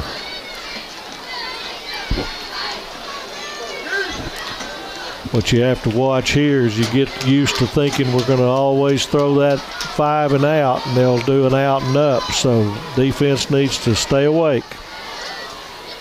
Little draw play up the middle to the running back. He jukes and goes outside, and he has broken it, and I'm afraid that he's fixing to score. Exactly. And he does. That play just didn't look right. It was straight up the middle. He made a cut to the outside, and after about 10 yards, there was no Wildcats there. It looked and started off like he was going to be contained. Yes, absolutely. Absolutely.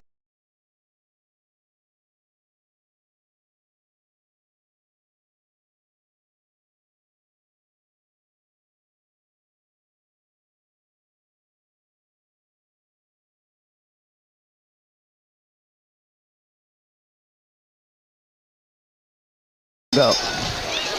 Or for a kick. Good snap, good kick, and they made it. It's good. Score is 35-14. And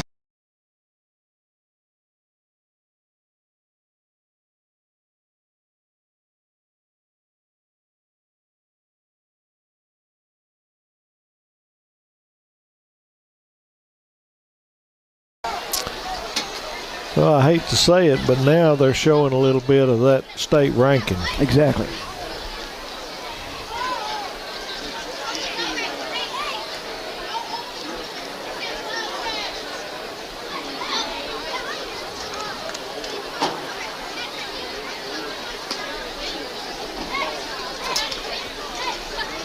It's Wildcat football on that Thursday night from Gerald Prim Stadium. Again, the score is 35-14 in favor of Anna. Wildcats receiving team has deployed. Anna is getting ready to kick the ball. Tony? Well, it's don't know what to say right now. This is hurt us a little bit. So a minute 13. You got 3 timeouts left. We might try running this one back now. We've fair caught every time. Let's see what happens. Nope, we're going to fair catch again and put our offense at the 25, and there's nothing wrong with that. Our offense has done good tonight. So 2 ways to look at it here. run the clock out, go back and regroup. Don't take a chance on a turnover, because the last thing you want is for Anna to get anything positive right here with that, because they get that opening kickoff. But like I was telling you in the timeout, Anna's state ranked, and Wildcats have played a good first half. It's been a couple of big plays that have opened this up a little, but they're kind of showing that they're a fluid and solid football team with some good players. That's true. Fake up the middle, and there it is. Fumble, and Anna's got the ball at the 25-yard line. So that's exactly what I was saying there, that on that last minute or so, you don't want anything negative to happen. Now Anna's just really licking their chops.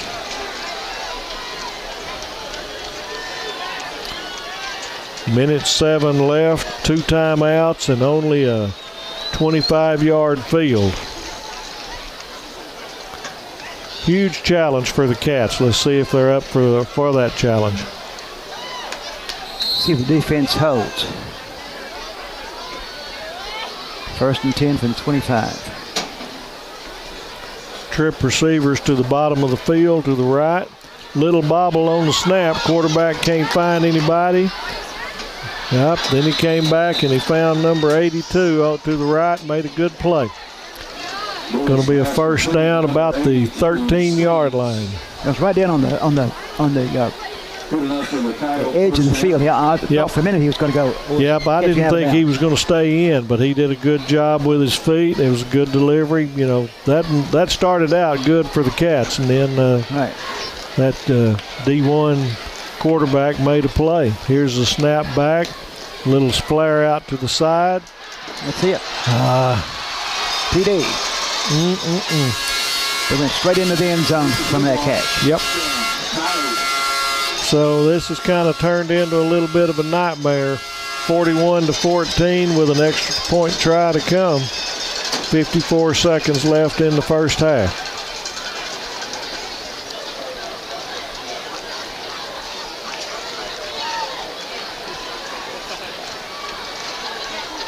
Going to line up for the extra point try.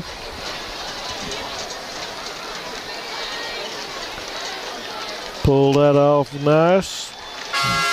Went through. We got a good extra point. 42-14. 54 seconds left. With us 54 seconds left on the clock, let's take another timeout. This is Wildcat football from Gerald Prim Stadium. Be back after this message from our sponsor. Give us one. Oh, that was exactly what we didn't need to do. I thought we'd go ahead and just run the football. Matt, how are we doing on spots? Thank you. Okay, we're doing okay then.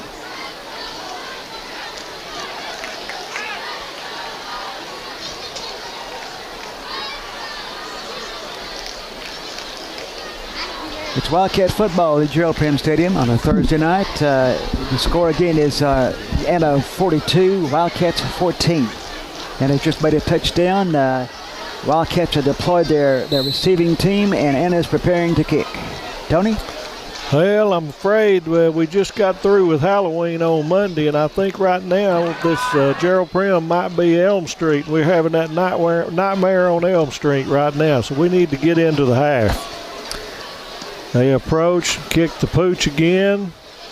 We didn't call for the fair catch now. Matt Mitchell's got it, running around the edge. Going to be stopped about the 22-yard line. So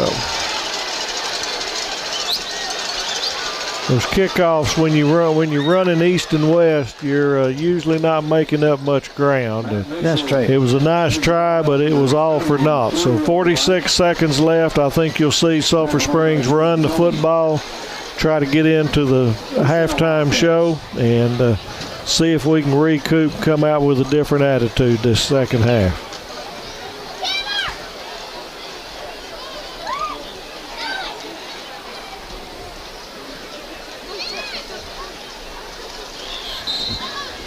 Trip receivers left, running back behind quarterback. And in motion. Run and play. Yep. Cut up the middle, just minimal gain. They don't have to run another play if they don't want to. The play clock's just behind, and I would make Anna call a timeout, or I would not snap this ball, because with the fortunes that we've had in this last 2 or 3 minutes, I don't want to tempt fate. 20 seconds. They're lining up in the shotgun. They take the snap, throw it out in the flat. We've got a receiver there, and he's got a first down. Going to stop the clock with 6 seconds, 5 seconds left. They'll roll it once they set the clock, so Sulphur will have to hurry up. But we're going to let it run out, and that's the end of the first half at 42-14, Anna. Okay, the bands will be performing here in a little bit. In the meantime, let's take some more time to hear from our sponsors. At 42-14 in favor of Anna here at Joe Prim Stadium. It's halftime, and Wildcat football continues after these messages. Matt? Okay, go ahead and play all 4 of those halftime spots.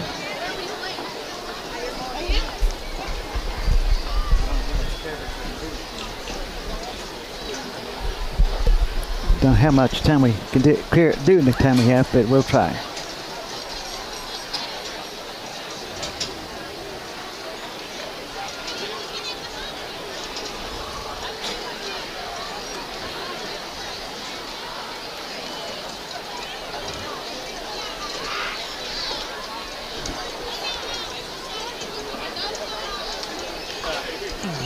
Well, that's about as bad as we could have fallen into some bad luck in that last 5 minutes. You're right about that, Tommy.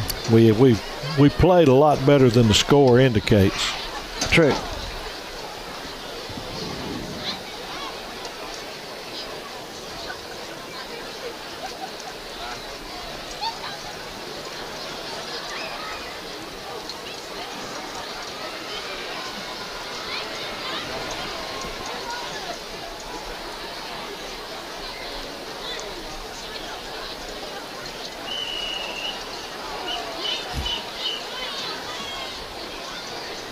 Ladies and gentlemen, now taking the field for your halftime entertainment, the Anna High School Cayettes. Cayettes, okay. I don't know that I've ever heard of Cayette. They're under the direction of Glenn Price, the Coyotes are their mascot. Yep, I know, but I've never heard that, the Cayette. Now sit back and meanwhile, back at Joe Prim Stadium here in Sulphur Springs, Texas, the score, Anna is 42 and the Wildcats 14. The Anna band is set on the field. Their drill team is called the Cayettes, and they're getting ready to do their performance. In the meantime, let's talk about the first half, Tony. What can we say about the first half? Well, we had in my mind we had a really good first quarter. We played pretty even. We've had just a couple of big plays that got it started, but the last 5 minutes of the first half, anything that could go wrong, it was that catch-22 half. We had a couple of fumbles. They had a couple of big plays.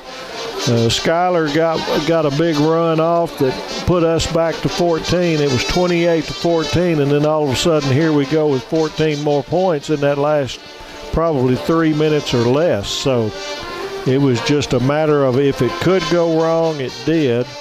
And Wildcats got a big hill to climb in the second half, so we'll see what kind of pep talk Coach Faircloth can be. And it's almost a character check time for that football team too. We'll see if they come out wanting to play football, or if they're not going to be satisfied. I'm sure not going to say that, but we'll see what happens and whether or not they come out with a little fire. It's going to be gut check time for our fans. Let's see if our fans are going to get behind them. So right, it'll be interesting. Let's see how it goes.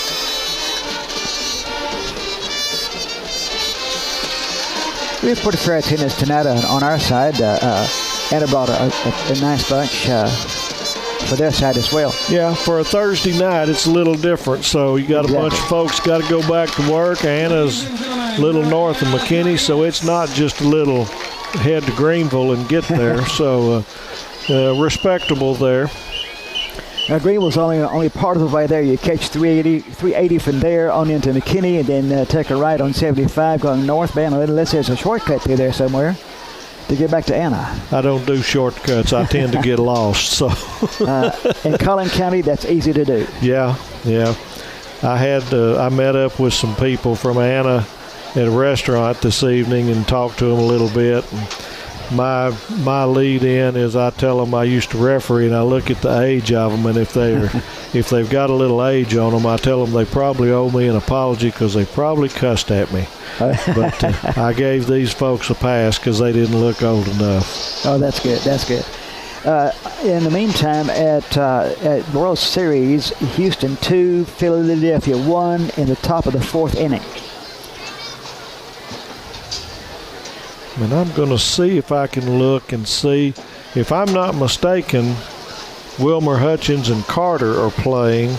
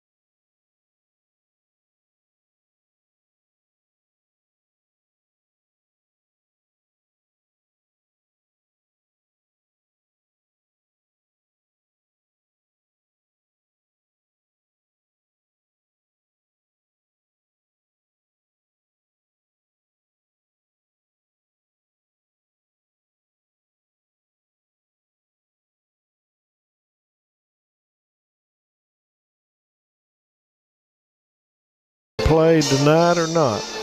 It's possible they'll play tomorrow night, and chance the weather. That would be a possibility. Yep. But we should know by this time tomorrow night, or have an idea by this time tomorrow night what's going on. Sure. I'm sure they've all had preliminary talks this week, because basically, if you're in the playoffs for the most part. In our district, we do. So it was a matter of second place plays here, third place plays here. So the coaches will be doing some talking. As many games as you have for the first round, finding a field is a priority. So there's a lot of planning, and they do a lot of what if and reserve a field, saying if it's this, we're going to play here, and if it's the other, maybe that same field is getting used and so forth. So there's a lot of coordination that goes on in that first round of the playoffs. And first round of playoffs will be starting next Friday night? Next Friday night. I guess Thursday night you could, but for the most part, yeah. But for the most part, it's a Friday night. Saturday, you'll start having some Saturday games and so forth. But a lot of that, again, is because of how many teams are in the playoff, and all of a sudden your fields get used up, just like our beautiful facility that we've got here. We'll probably host 5 or 6 football games in the next 3 weeks, and that's a credit to the school district for putting this stadium out here and the personnel that runs it. We make it a nice place to visit. That's another thing that people don't realize. You're welcoming guests into your area, and you need to put your best foot forward, have them a nice facility, tend to their needs, and make it a good experience, and then that gets that hearsay going for next year or next week. This is a nice facility. It's excellent. Credit to our school district and our city. Absolutely. It's a beautiful, like me, I've been here 66 years, and I've seen the old rock field house over in the northeast corner. That's what was there when I played and my dad played, and so I've seen all of the transformation from that. And then across on the other side of the east side of the stands where Eagle Stadium was, and now is a parking lot. I've got a couple of pictures on my phone of my senior year in 74, and how rickety the stands were behind there. And then now we go over and we see the beautiful facilities at the softball and baseball park. So these kids have the best of facilities, and they should appreciate it. And Sulphur Springs and the school district should be very proud. Exactly. We're listening to the Anna Band right now, and I got into my story, and I think we had a play come up, but both of these bands performing tonight are going to San Antonio for the state band contest. And I was also told that out of 6 schools in our district, 4 of them will end up being in the state competition. So not only do we have some pretty good athletics going on, obviously we've got some good extracurricular going on with the bands. And when will that be, Tony? Will that be next weekend as well?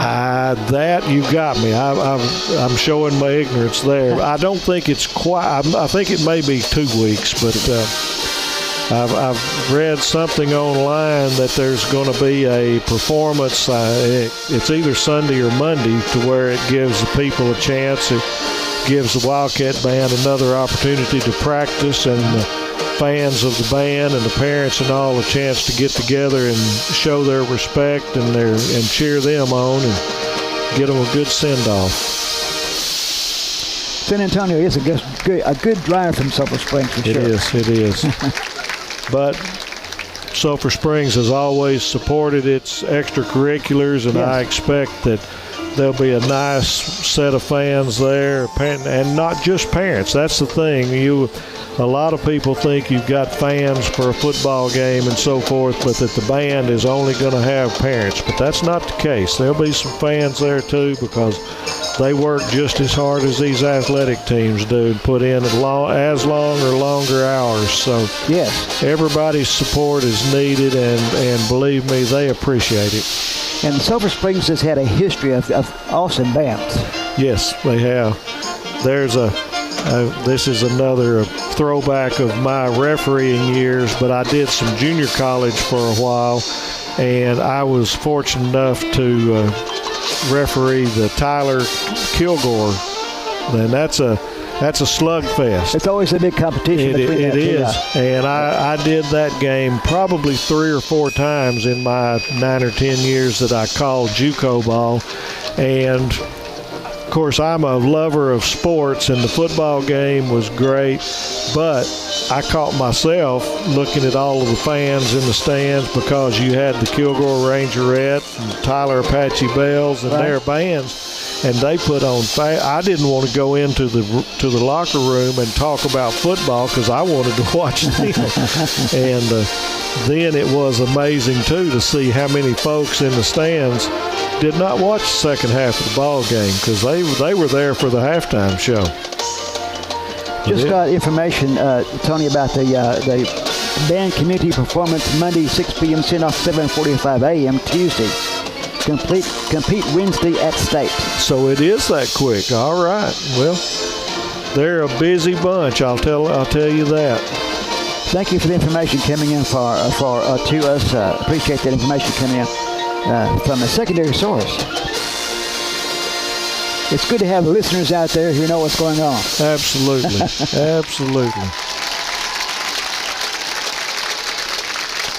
So the Anna Band is wrapping up their performance. They've gone over. It's 13 minutes left in the halftime. Every school's got 14 minutes. That's another thing that they wanted us to do is flag the band, and that's not going to happen.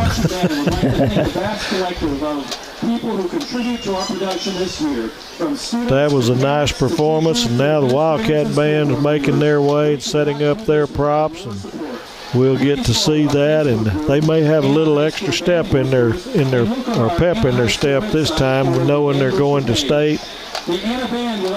Got something to hang their hat on. Band, the very best as they perform in the UIL State Marching Contest. Finally, to all band fans out there, thank you for your support for your state-bound Anna Marching Band. Let's lean back then and listen to the band as it plays. The Blue Blazes will be taking the field in just a moment to strike up the band.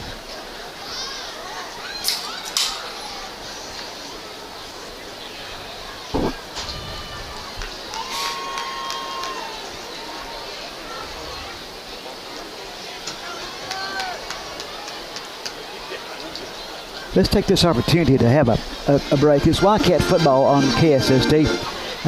We'll be back in a moment after this message from the station. Wildcat football continues after this. Give us one.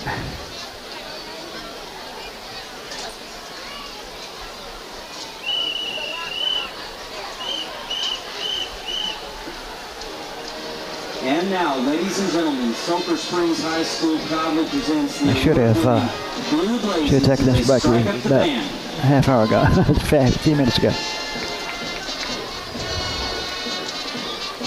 Sergeants for this year are... It's Wildcat football at halftime here at Gerald Prim Stadium. 42-14 is the score in favor of Anna, and the Blue Blazes are taking the field to strike up the band. Let's give them a listen.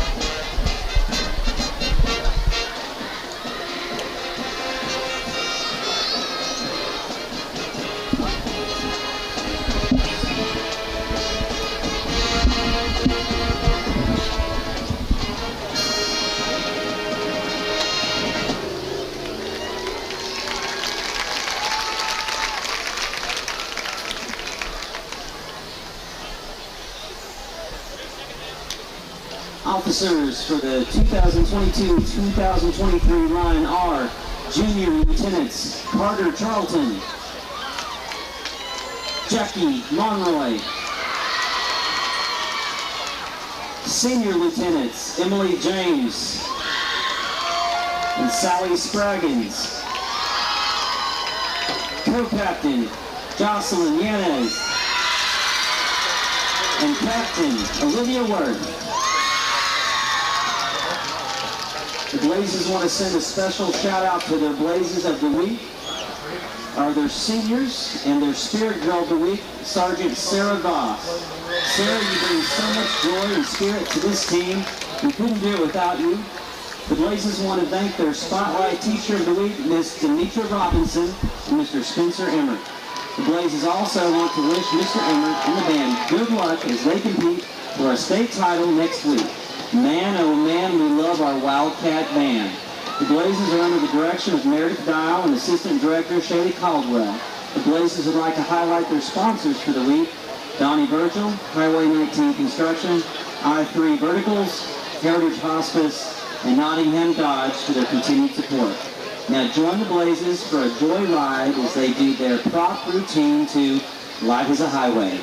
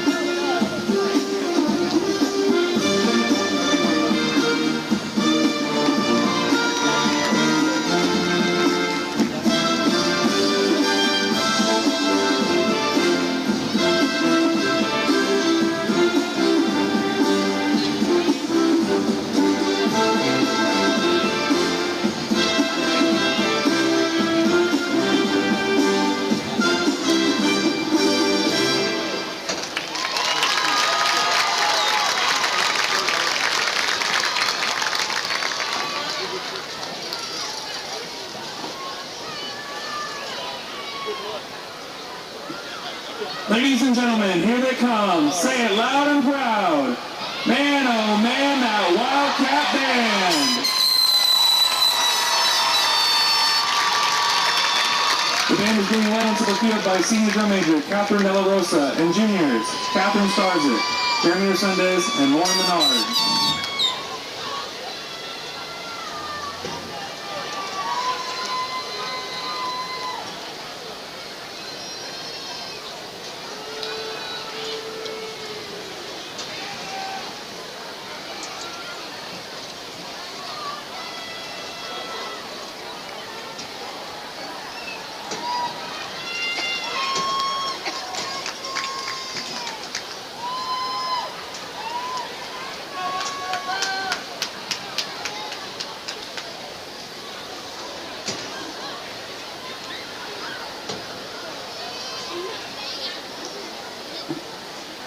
Tonight, the band would like to recognize a special group of musicians, our Wildcat Band 2023 senior class. These 19 band seniors have spent 7 years achieving in the Wildcat Band program. They have been a part of numerous first divisions, sweepstakes awards, and along with the rest of the Wildcat Band, are the first senior class in school history to qualify for the UIL State Marching Contest. Tonight, they are marching their last home show. Band, senior class of 2023, take a bow and be recognized.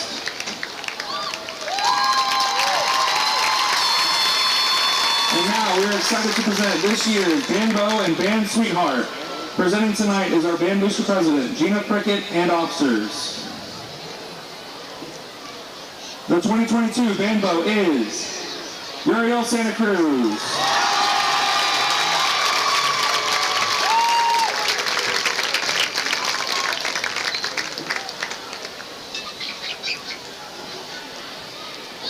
The 2022 Band Sweetheart is Kathy De La Rosa.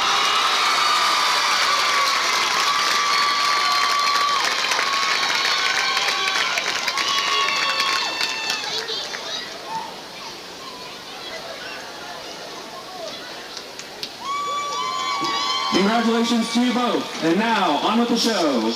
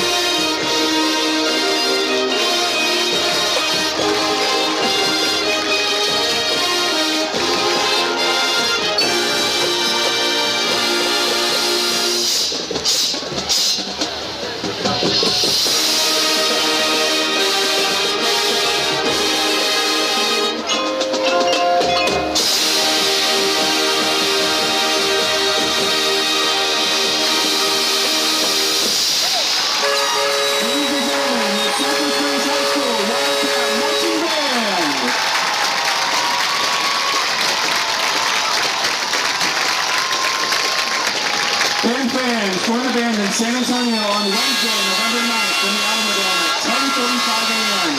for their pre-game performance at State. And good luck to fellow state qualifier and a high school band.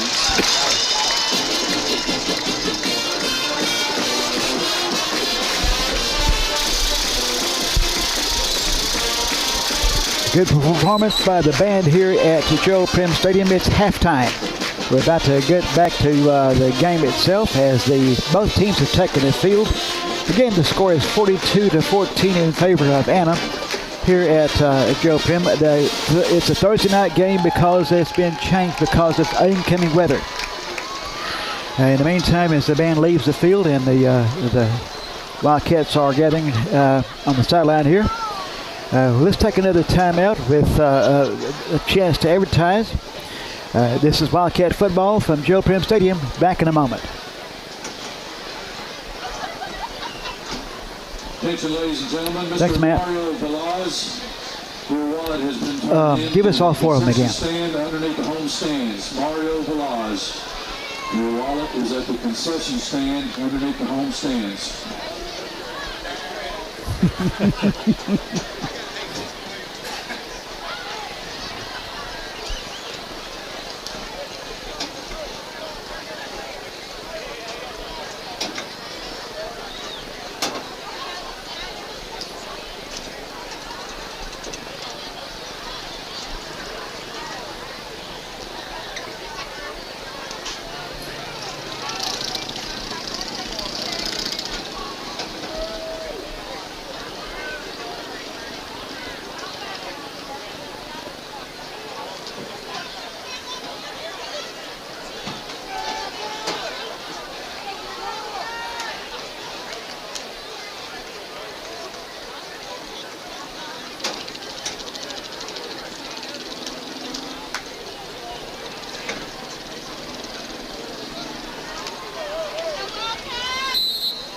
Teeing it up to begin the second half, number 26, Brian Rodriguez.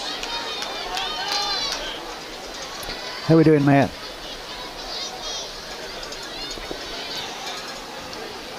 Bring it back. Yes. Fair catch made by Grant Cervani. And the kickoff has just happened, starting the second half of the game here at Joe Prim Stadium. It's a nice warm night for football. The bands have performed. Halftime is over. 42-14 is our score. And Anna will start off on offense. And Tony, take us over here.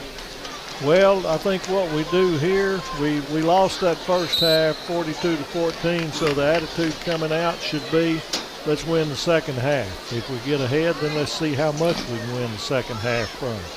Drop back pass by Anna. We got good pressure from the Cat defense. They swarm them and just have about a 2-yard gain, which was just desired by the quarterback there. We had an opportunity for a loss, but we held it to a minimum. Had a little pooch kick to start the kickoff, and fair caught at the 35-yard line. So now it's 2nd and 8 at the 37.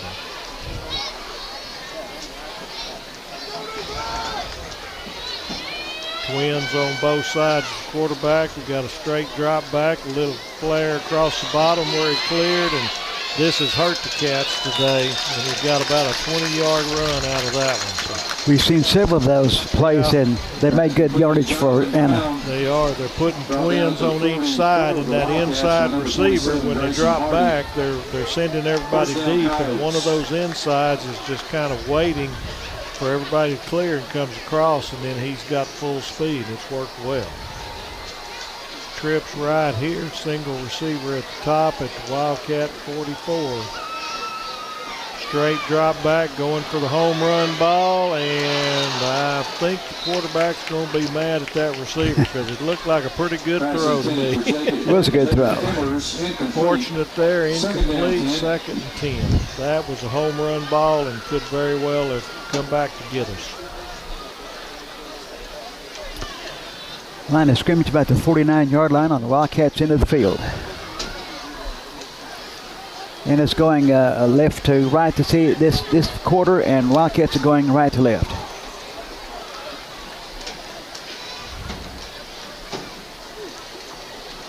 Hand off to the tailback, and he gets through. And not a very good job of tackling, and he's going to go all the way, 44 yards. Not the way we wanted this half to start. Touchdown, Anna. Extra point coming.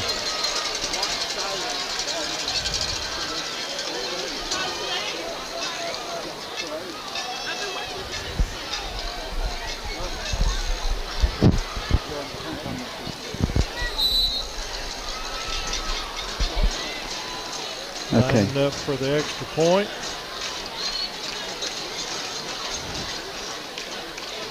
Everything's on time, and the extra point's good.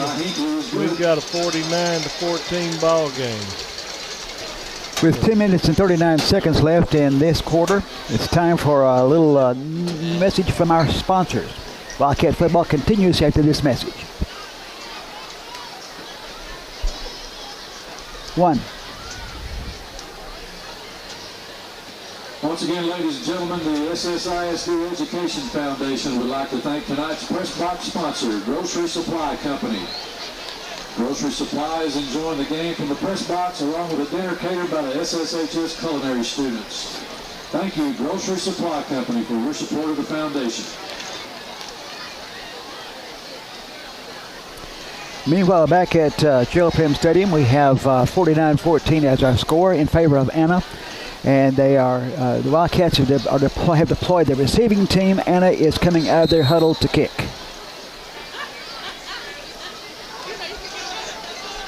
Justin Emmons set the kick for the Coyotes. We need something good here. We've got trip receivers at the back. We've been fair catching the ball. We tried one return late. Going to fair catch this one. Catch is made at the 10. Wildcats will start at the 25 again, 1st and 10. Kickoff fair caught by Chris Adams. Tony, what do you think the coach said during the halftime break? Think he gave him a good lecture? You know, things have changed from the good old days when you'd go in there and you weren't really ready for what you heard. So there was I sat through some pretty rough speeches because my team, when I played, we were not good. But these days things have changed. Hopefully they're going to try to accentuate the positives. Here we line up, got a dead handoff up the middle, get about 2 yards off of it.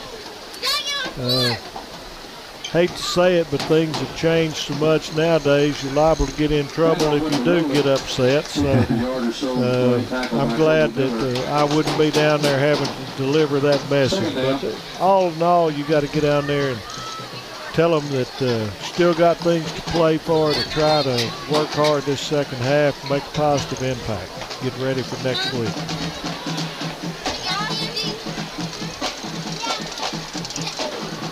Bit of trickery there going to the handoff, but Anna's waiting for it.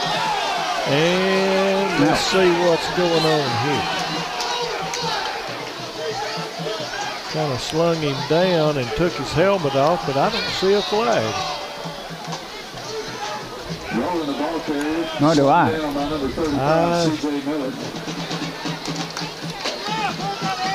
like I say, I don't like to say much about the officials, but we've had a few questionables so far.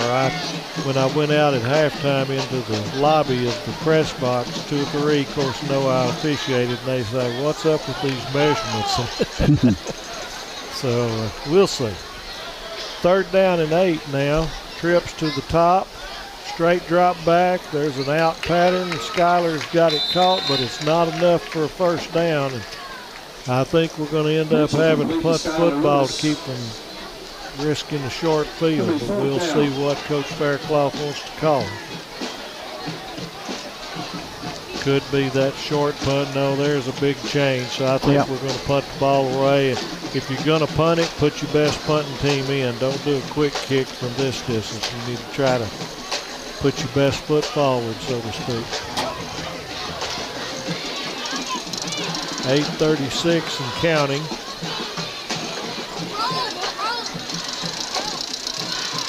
Good snap, good kick from the 20-yard line. Receivers telling them to get out of the way. It's taking a favorable Wildcat bounce and ends up at the 32-yard line of Anna, 1st and 10. At the 32-yard line, Coyotes ball 1st and 10. I like the lighted down marker over on the other side of the field. That's it's easy to see. Absolutely. People don't realize how important the chain crew is and good equipment. In 25 years, I saw it all, but I never got to use one of those or even run it. That's the best seat in the house is the person that's running that down marker, too. Oh, yeah.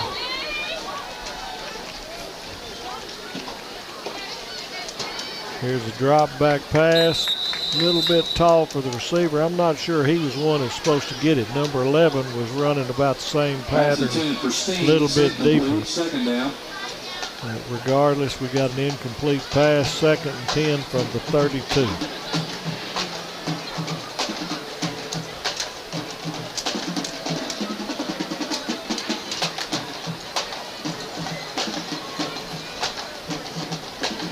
I'm kind of surprised that Anna doesn't start running the football a little bit, try to shorten the ball game, keep from getting anybody injured, get out of here and get ready for the playoffs. So we'll see, because right now the Wildcats are not making much of a statement, but there's a lot of time left. Deep pass overthrown. They're trying a lot of those post patterns, but they're trying for the big hit. Incomplete pass headed toward Jonathan Brown. 3rd down 10.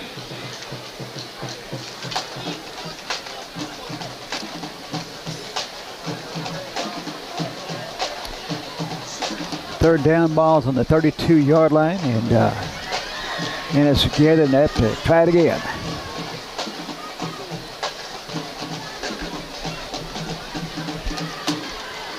Trip receivers to the right, one up top. They've been throwing to that single side. They come back this time to the trip side.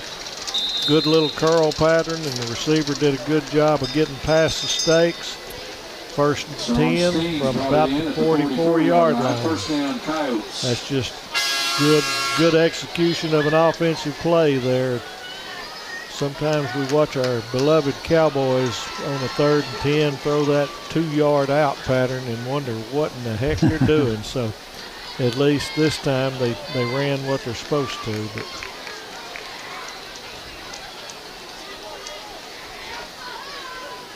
trips up to the top, straight back, and a little quick hitter to the inside man, and he goes forward, and the Cats come up and swarm him, but still get about a 6-yard gain. Stops about midfield. Yep. They're doing a really good job of ball control with short passes when they spread everybody out. And, then if you've got a devil's advocate on defense, you can get up and try to take that short one away and run the risk of that home run ball. So it's a delicate balance. Twins on each side, straight drop back, looking for the big ball down the middle, and just a little overthrown. They're determined they're going to get one of those big ones. So ball came right off the receiver's fingertips. Yep. Pass intended for Jonathan Brown. 3rd down 3. Brown was the receiver. 3rd and 3.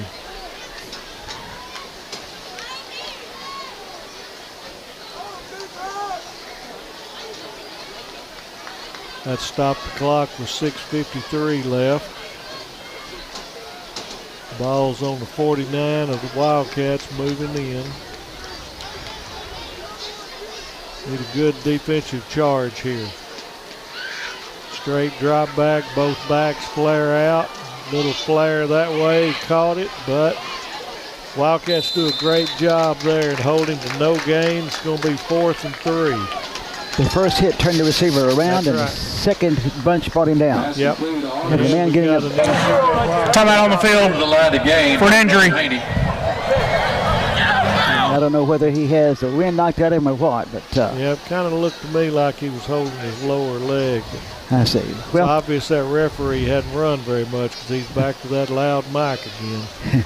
We have an injury timeout on the field. Score is 49-14 in favor of Anna. Wildcat football continues after this break. Give me one, Matt. Give me one, Matt.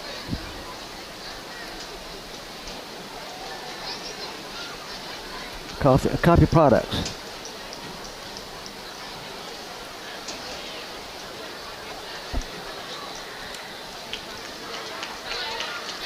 Luke Caton, no. Cole Haney. 46. Cole Haney. Cole Haney.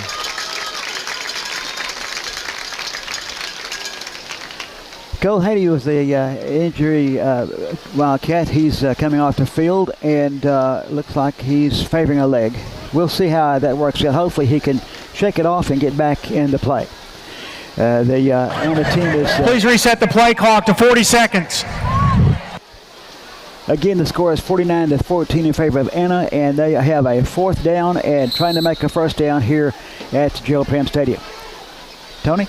Deep snap. We're giving the ball to the running back. Oh, got a good hole. And Wildcats have not done a good job of tackling there. Took it to the house. A 49-yard touchdown run.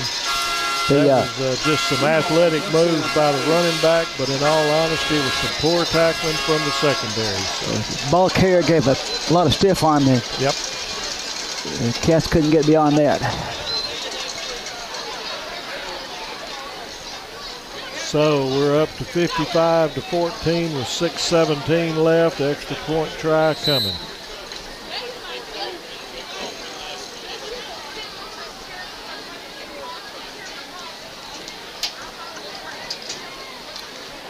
Snaps back, kick is up and good. So we're stuck at 56-14. 6:17 left in the third. With 6:17 left in the third quarter, let's take another timeout for another commercial break. It's Wildcat football from the Gerald Prim Stadium. We'll be back after this message. Thanks, man.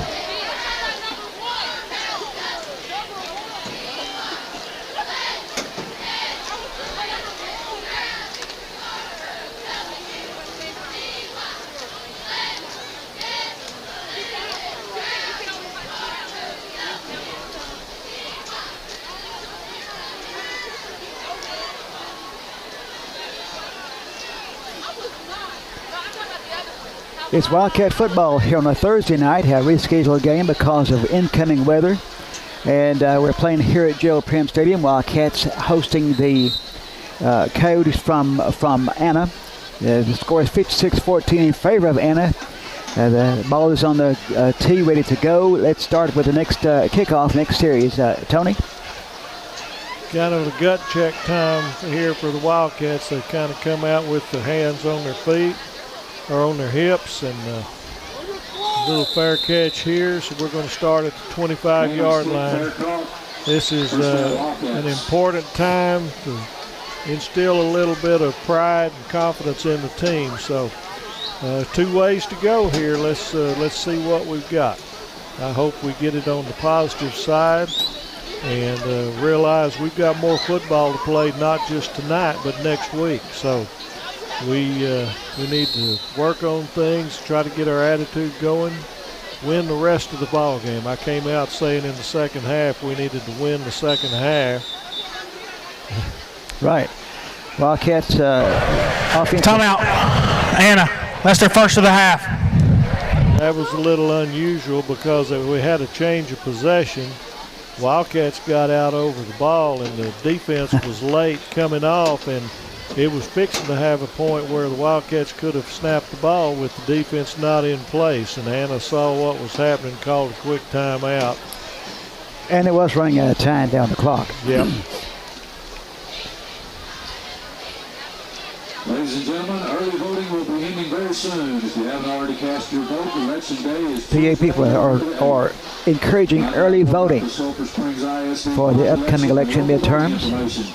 A lot of excitement about this. The early voting at the Rock has been here in Sulphur Springs has been very active, I understand. It's active, and it is really well run, well coordinated. I went and voted this week, and we've got school bond election and everything too.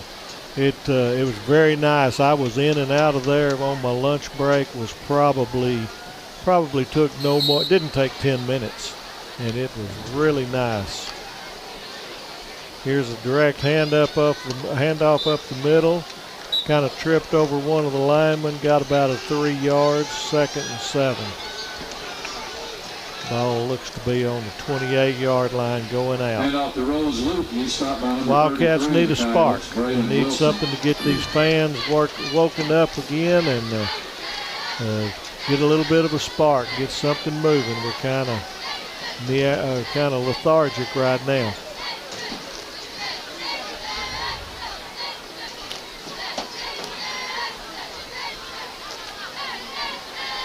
Twin receivers both sides, single running back. We're going to fake to CJ. Got a little pass out to Mitchell. And he looks like just short. We never know whether or not we're going to get a first down on that line or not. Took him out of bounds at about the 35-yard line. We're going to get a first down this time because it touched the line. We've measured twice and come up short both times. So. Yes. Either they're tired of measuring or they figured out that that's the way it's supposed to be. We'll give them the benefit of the doubt. Right. I know from my crew, we'd already had 2 first downs earlier. We're not going to measure that. So 1st and 10, 5:02, clock's running. Fake the handoff. There's a slant to Skyler over the middle. Perfect pass. Just nearly broke it, but he's got to about the 35-yard line, 34-yard line of Anna. Nice pickup of about 25 yards. Going to be 1st and 10. Really nice combination there. 1st and 10 on the 34, yes.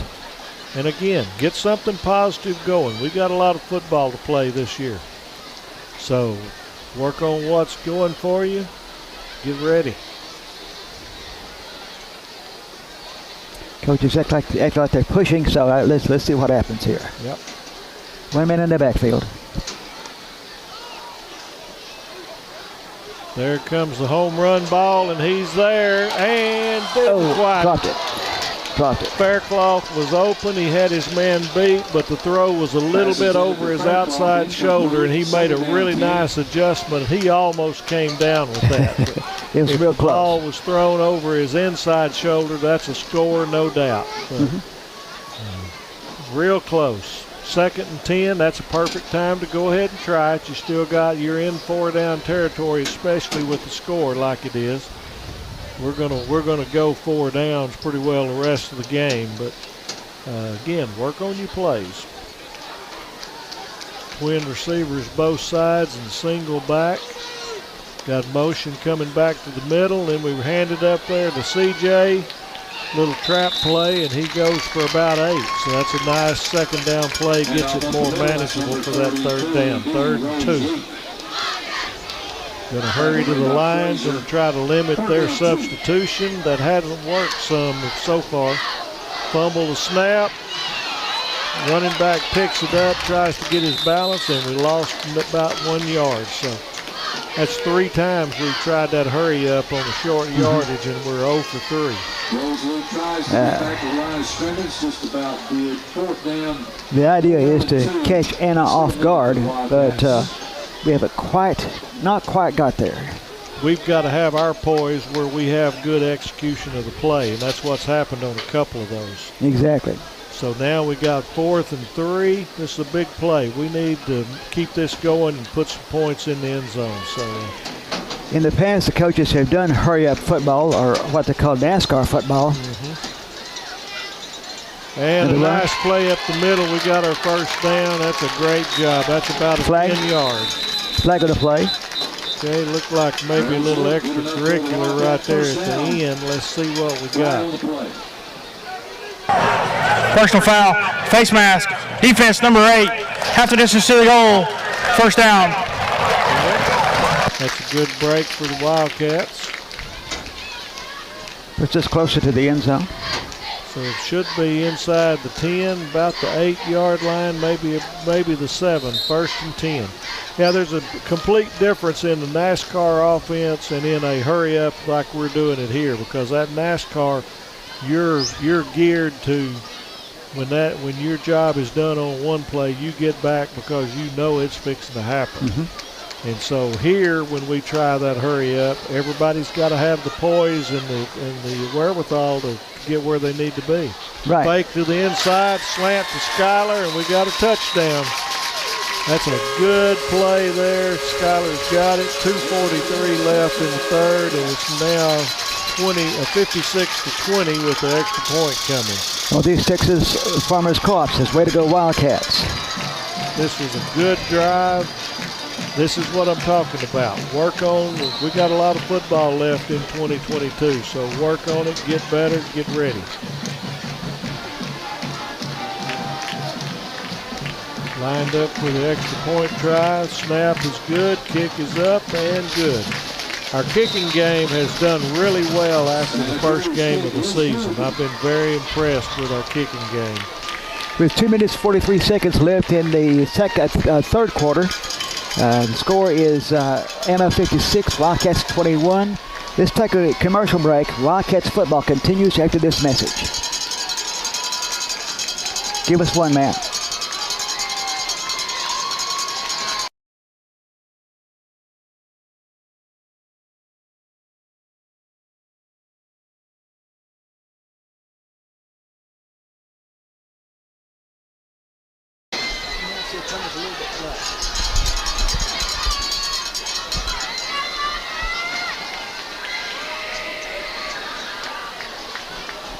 It's Wildcat football here at Gerald Prim Stadium on a Thursday night, rescheduled because of incoming bad weather. Score again is Anna 56, Wildcats 21. Wildcats have just scored, and the teams are beginning to deploy themselves on the field, ready for another series of plays. Wildcats will be kicking off to Anna. And this will be an interesting kickoff. I mean, we're down. Everybody's looking. Anna's lined up with 9 people within 15 yards of the ball. They're expecting an onside kick. Who's to say it's the wrong idea here, even though it might be almost obvious, but with the score like it is, you need a break. If we do it, Anna's still got to jump on the ball and hold it. So there's a pooch back to the back there, and the Anna called fair catch because there's no protection. They'll start at the 25-yard line, 1st and 10, going to the south. Our kicker has a soccer-style kick. He doesn't stand that far from the ball. Correct. He's done a good job of directional kicking. He's got a good form, good kicker. He does a good job. Well, that's why the coaches like soccer-style kickers, because they have that ball control. And that, just like there, you had all of the team up expecting an onside, so that made them do the fair catch because there wasn't any blocking setting up. Direct snap back, tried a little out pattern, and the receiver let that go through his hands. We had good defense, but if he'd have caught it, he still would have gained about 6 or 7. So I'm not sure the receiver was turned around where he could see the ball coming at him. Yep. But the quarterback's got a good delivery. I can see where he might be going to play at that next level. Right. Here goes a handoff up the middle. Little misdirection. He's got a first down, and the Wildcats swarm, but not until he's got about 13 yards. So tough running by the Anna running back. Gives Anna another first down. Jordan Tony picked up a coyote first down. I think I mentioned to you at halftime, too, the Wilmer Hutchins-Carter game is tomorrow night. I thought it might be tonight, but it appears that one of those teams is lined up. There's a snap that gets by the quarterback, and he goes to fall on it and misses it, and I can't tell who ended up with it. Looks like Anna got it, but it's about a 15-yard loss. I was about to get excited here. Thinking the Cats get it. Hey. Yeah, I thought we were going to pick it up and score on there, but we didn't make a good catch on it. Anyway, you got Carter and Wilmer Hutchins playing tomorrow, and I believe that next week's opponent will be one of those if I'm reading the playoffs brackets and so forth. So that's one advantage to playing on Thursday as well. Our coaches will have an opportunity to go scout that game and prepare, give us the best chance of victory next week. Second and long from the where'd that play go? That just never materialized. He kind of threw it in the ground. I don't know if that was intentional or not. He had a couple of receivers, but nothing was close. He had pretty good protection, but he may have just sacrificed that play. So now let's see what they got on the clipboard for 3rd and 24, because there's not a very long list for 3rd and 24. I might hand it off to the running back. He's back to pass. Going to do a little flare, Short. and we've got that. Flag.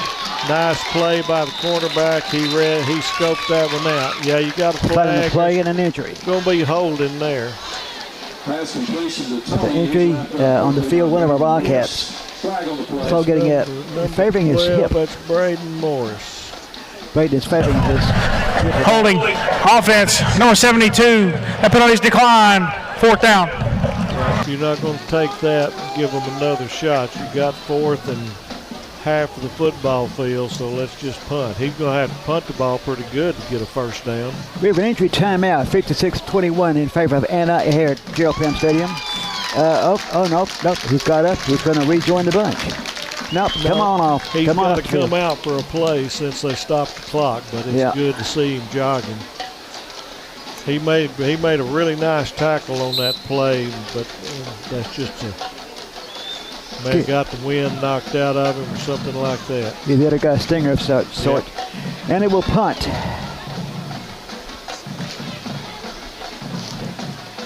Good snap, gets the punt off, and he did punt it past the 1st down marker, and the Wildcat bobbled, and Anna's back on the ball. Yep. So it's going to be 1st down Anna at the 48-yard line going out. That's a bad break for the Wildcats. You've got to catch those balls and hang on to them, or the opposite team's going to score on you. Looks like he just misjudged it just barely, and it kind of died on him, and he reached instead of moving his feet. He tried to catch it with his hands with just a bad break, but let's see if we can line up and stop them here. That's the only way they were going to make a 1st down, but they got the break. And it will start from their own 48-yard line. 50 seconds and moving, so we're only going to have one play in this 3rd quarter, and Anna's looks like they're going to call a timeout before they get there. Well, I'm not sure what they're doing now because they stopped the play clock, but the game clock is still going. Here we go. They may let the whole thing go. They have to run one play, so they're coming on now. So I think this will be the last play of the 3rd quarter. Twins on both sides. I expect a run from the running back. There he is up the gut. They've had a lot of success right there, and he's got about a 12-yard run out of it. Stop him somewhere around the 40-yard line. 40-yard line, 1st down. They're going to wind it. That's where we're going to start the 4th quarter from. It's 1st and 10 on the 40 going in. Again, the score is Anna 56, Wildcats 21 from Gerald Pym Stadium here in Sulphur Springs. Wildcat football continues in a moment. Give us 2, Matt. Yeah.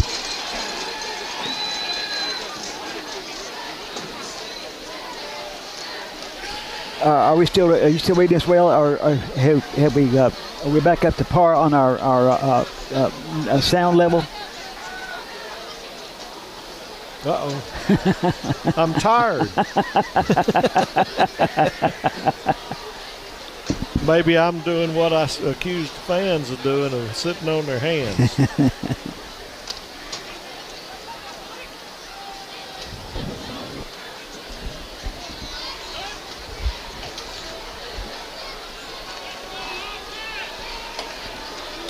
Can you turn me up just a little bit, Doug? He's saying mine's a little low. It's start of the fourth quarter here at Gerald Pym Stadium. 56-21 is the score, and let's get back to Tony. All right, they just a straight handoff up the middle. Running back made a good sidestep, but he never could plant and go downhill, and the Wildcats did a good job of pursuit, just a 1 yard gain. I think you'll start seeing a lot more runs from Anna here. We got the reserve quarterback in. I think we're talking some experience here, so they're trying to get the ball game over. They'll be throwing some small passes. There's one for about 3 yards. Stayed in bounds, going to be 3rd and 6. Number 85, Alderson on the reception. Gain a couple of yards, tackled by Nelson. 3rd down and 7. 7, they backed it up a little. 3rd and 7.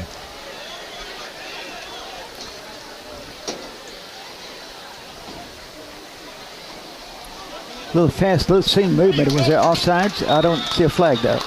Yep, there's an offsides being signaled from the line judge. Okay. That might be how come we got in that backfield situation. Offsides. Defense. Number 60. 5-yard penalty. 3rd down. That's what I thought. Oh, so we've got number 13, Caden Hudson, junior quarterback, in to finish out the ball game, getting him a little experience. So they made that a more manageable 3rd and 2 now. So let's see if the Wildcats can get a stop and get this ball back. Drop back, a little flare pass. They caught it, and he's got enough for the 1st down and stays in bounds. Looks like about the 26-yard line. Clock is rolling. Tony, 1st down, Coyotes.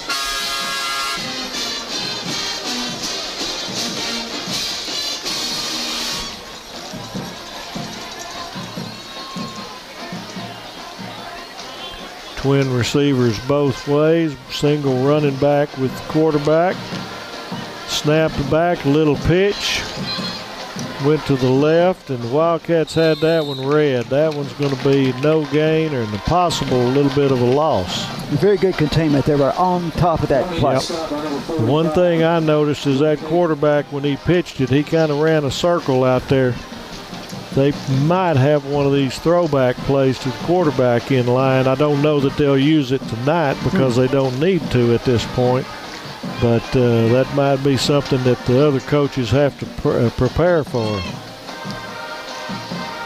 Snap back, throw behind the line. Receivers got it. About a 4-yard gain. That's just individual effort there. There wasn't much help from the guys in white. Somebody at the 22-yard line for the period to be marking it. 23-yard line. 3rd and 6. 8:58 left in the 4th quarter.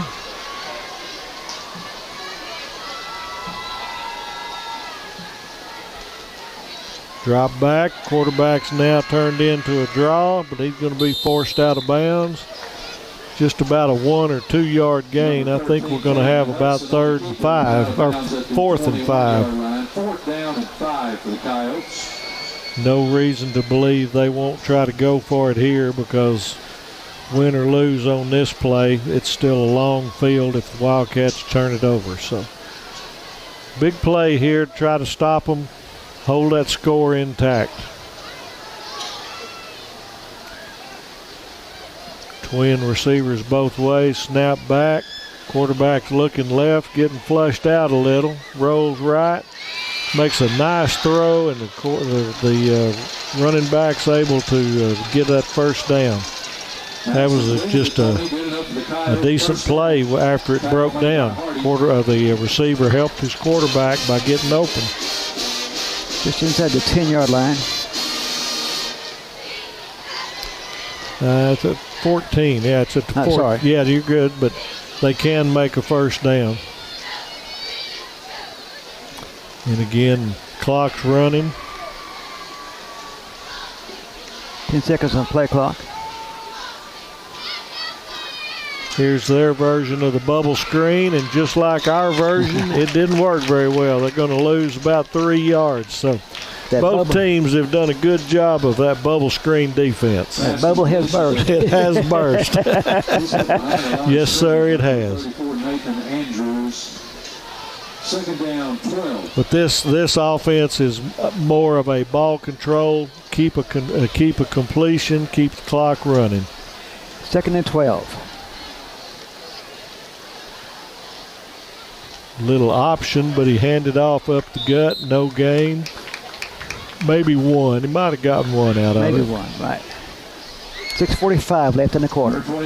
This is, for all purposes, this is going to be a short fourth quarter. This is from my days of referee. We call this a happy clock. We say a running clock is a happy clock. So everybody's trying to get out without injuries and get the game over. Straight drop back. Can't find the receiver yet. He's rolling right. We got good pursuit. It's going to get caught. Be a 4th down and 10, and he stayed in bounds, and the clock's still happy. Picks up a couple of yards. David Campbell caught up with him. 4th down and 10. We just wish it was a happy clock with Sulphur Springs on the good side of this 56-21 score, but yes, sir. We're still hanging in there and playing. Another pass. A little pass out to the flare, and he got double pumped there on 4th down. He gained about 2, and the Wildcats will take over at the 12-yard line going out. So it's a good job. It was a very conservative call, but Wildcat defense held. Got to get the offense back on the field and see if we can get some more points. Offense is gathered around the coach here at near the sideline. Now they're deploying out to the line. 56-21, 5:44 left in the quarter.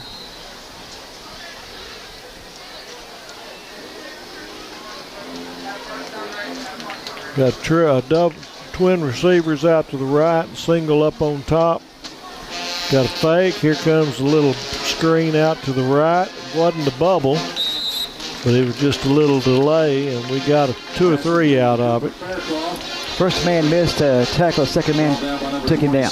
You're putting a lot of pressure on that outside receiver to really turn that cornerback. You're trying to get some open space and get your slot man the ball, and you give him 5 or 6 yards of open space to get him, make him move. And it's a tough deal. When it works, it's a really nice play. Second down. Motion back, got a handoff in there, and here we come around the right side. Going to be just short of the first down. It looks like it's going to be about 3rd and 1, 3rd and 2 from 20-yard line. It's a nice little sweep. Yep. I thought he was actually a little closer and had a chance for the first, but that sideline snuck up on him. Straight handoff up the gut, and good hard-nosed running, and we've got a first down there at the 26-yard line. Let's move the sticks. I think we got a flag come in from the umpire, so holding's the first thing comes to mind. After the play was over, unsportsmanlike conduct, number 33, the defense, 15-yard penalty, first down. Okay, that's the next thing comes in. What you have here is a matter of discipline. 33 just got the penalty. He's going to go speak with the coach on the sideline, and he's probably not going to ask him what he wants for supper on the way home. This kind of a ball game right here, it takes discipline on both sides. Sulphur Springs is reeling a little, but sometimes you get a little cockiness on the winning side, and especially if some of the subs are in, they're not used to being out there, and they kind of point out the score. I hope that ended up on the ground. That bounced off, and there was a big load of people there. That's right, a lot of white jerseys. Yep, that could have been picked if it bounced the right way. So second down, ball's on the 41 going out, dead center of the field. 4 minutes, 5 seconds, and the score is 56-21, Anna. And we're doing the happy clock for real now because that was an incomplete pass and the clock's running. So we're going to get the ball game over with. Snap back, there's a little flare out. Cornerbacks played it well, just about a 1 yard gain. Backlock on the reception, short gain on the play, 3rd down and 8. 3rd and 8. On the right hash. All of them looking over to the sideline. Pick out the live coach, get you play, and line it up. Twin receivers at the left, single out here to the right. Got a slot back behind the left tackle and a running back. Quarterback's drop, trying for the home run. Little bit underthrown. Cornerback probably had the better chance of a reception there, but didn't make it. Here comes the substitution, and we're going to punt the football. Yeah, the end defender almost had it. He had a better. He was closer to it, looked like, than our receiver. He kind of blocked. He did a good job of kind of a basketball move where he was blocking out our receiver because he had it judged it was going to be inside, underthrown a little. Punt formation. Anna's got a single back in the secondary to receive it. Good snap and good punt. Nearly had some contact. Takes a really nice Wildcat bounce, and they're going to let it roll. It's going to end up about the 6 yard line. So that's a good punt. Nice punt by Rodriguez, blown dead at about the 7. Rodriguez acted for a minute like he had been hit by the. Yeah, they put more pressure than I thought they would. Yeah. The last thing you want to do is get a penalty on a punt. With score like it sits right now. That's right. I wouldn't have even had them charge in there. I would have just made a touch move to the line and pull it backwards. 1:41 and the clock is rolling. Score again is 56 for Anna, 21 for the Wildcats as the next play is ready to go. Straight up the middle handoff, and Wildcats are there, and I think you're going to see about one more play and then a knee is what's going to happen, and this ball game's going to be in the books. I do think we've got a little bit of a positive working from our sophomore quarterback. He showed good poise tonight. He didn't show a lot that he was getting rattled. So I'm pleased with that. Anna's lining up now with trips out there, and our defense is a little confused. And they're going to throw. I'm a little surprised at this. Nice run out of the end zone. And he threw it right at the line of scrimmage. And took a hit at the line of scrimmage. Yep. He's still down. He's getting up slowly. Pass intended for number 81, Landon Finland, incomplete. So 26 seconds, they're not going to make them snap the ball. They're running it after the incomplete, so that's going to be the ball game.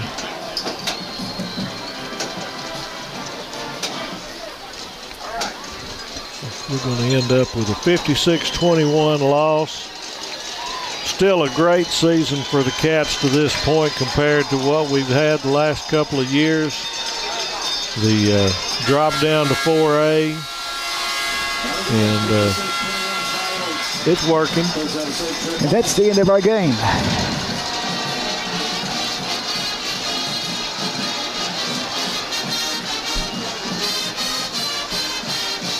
So unlike the last few seasons, though, that's not the end of our season. So Yes. we'll regroup, we'll get ready, we'll see who the opponent is next week, and we'll be ready for some more Wildcat football next week. So join us next week here on KSST as the Wildcats do go into playoffs. And guys, I don't know what else there is to say about this evening's game. It's been a pleasure working with you, Tony, and with Doug. It's good to see Doug back on the camera. He's still got it, doesn't he? Yes. And Matt Jensen is back on the control board this evening. I'm James Terry. I guess our evening is over. This is KSST 1230 AM Sulphur Springs, Wildcat football. And Matt will hand the broadcast back to you.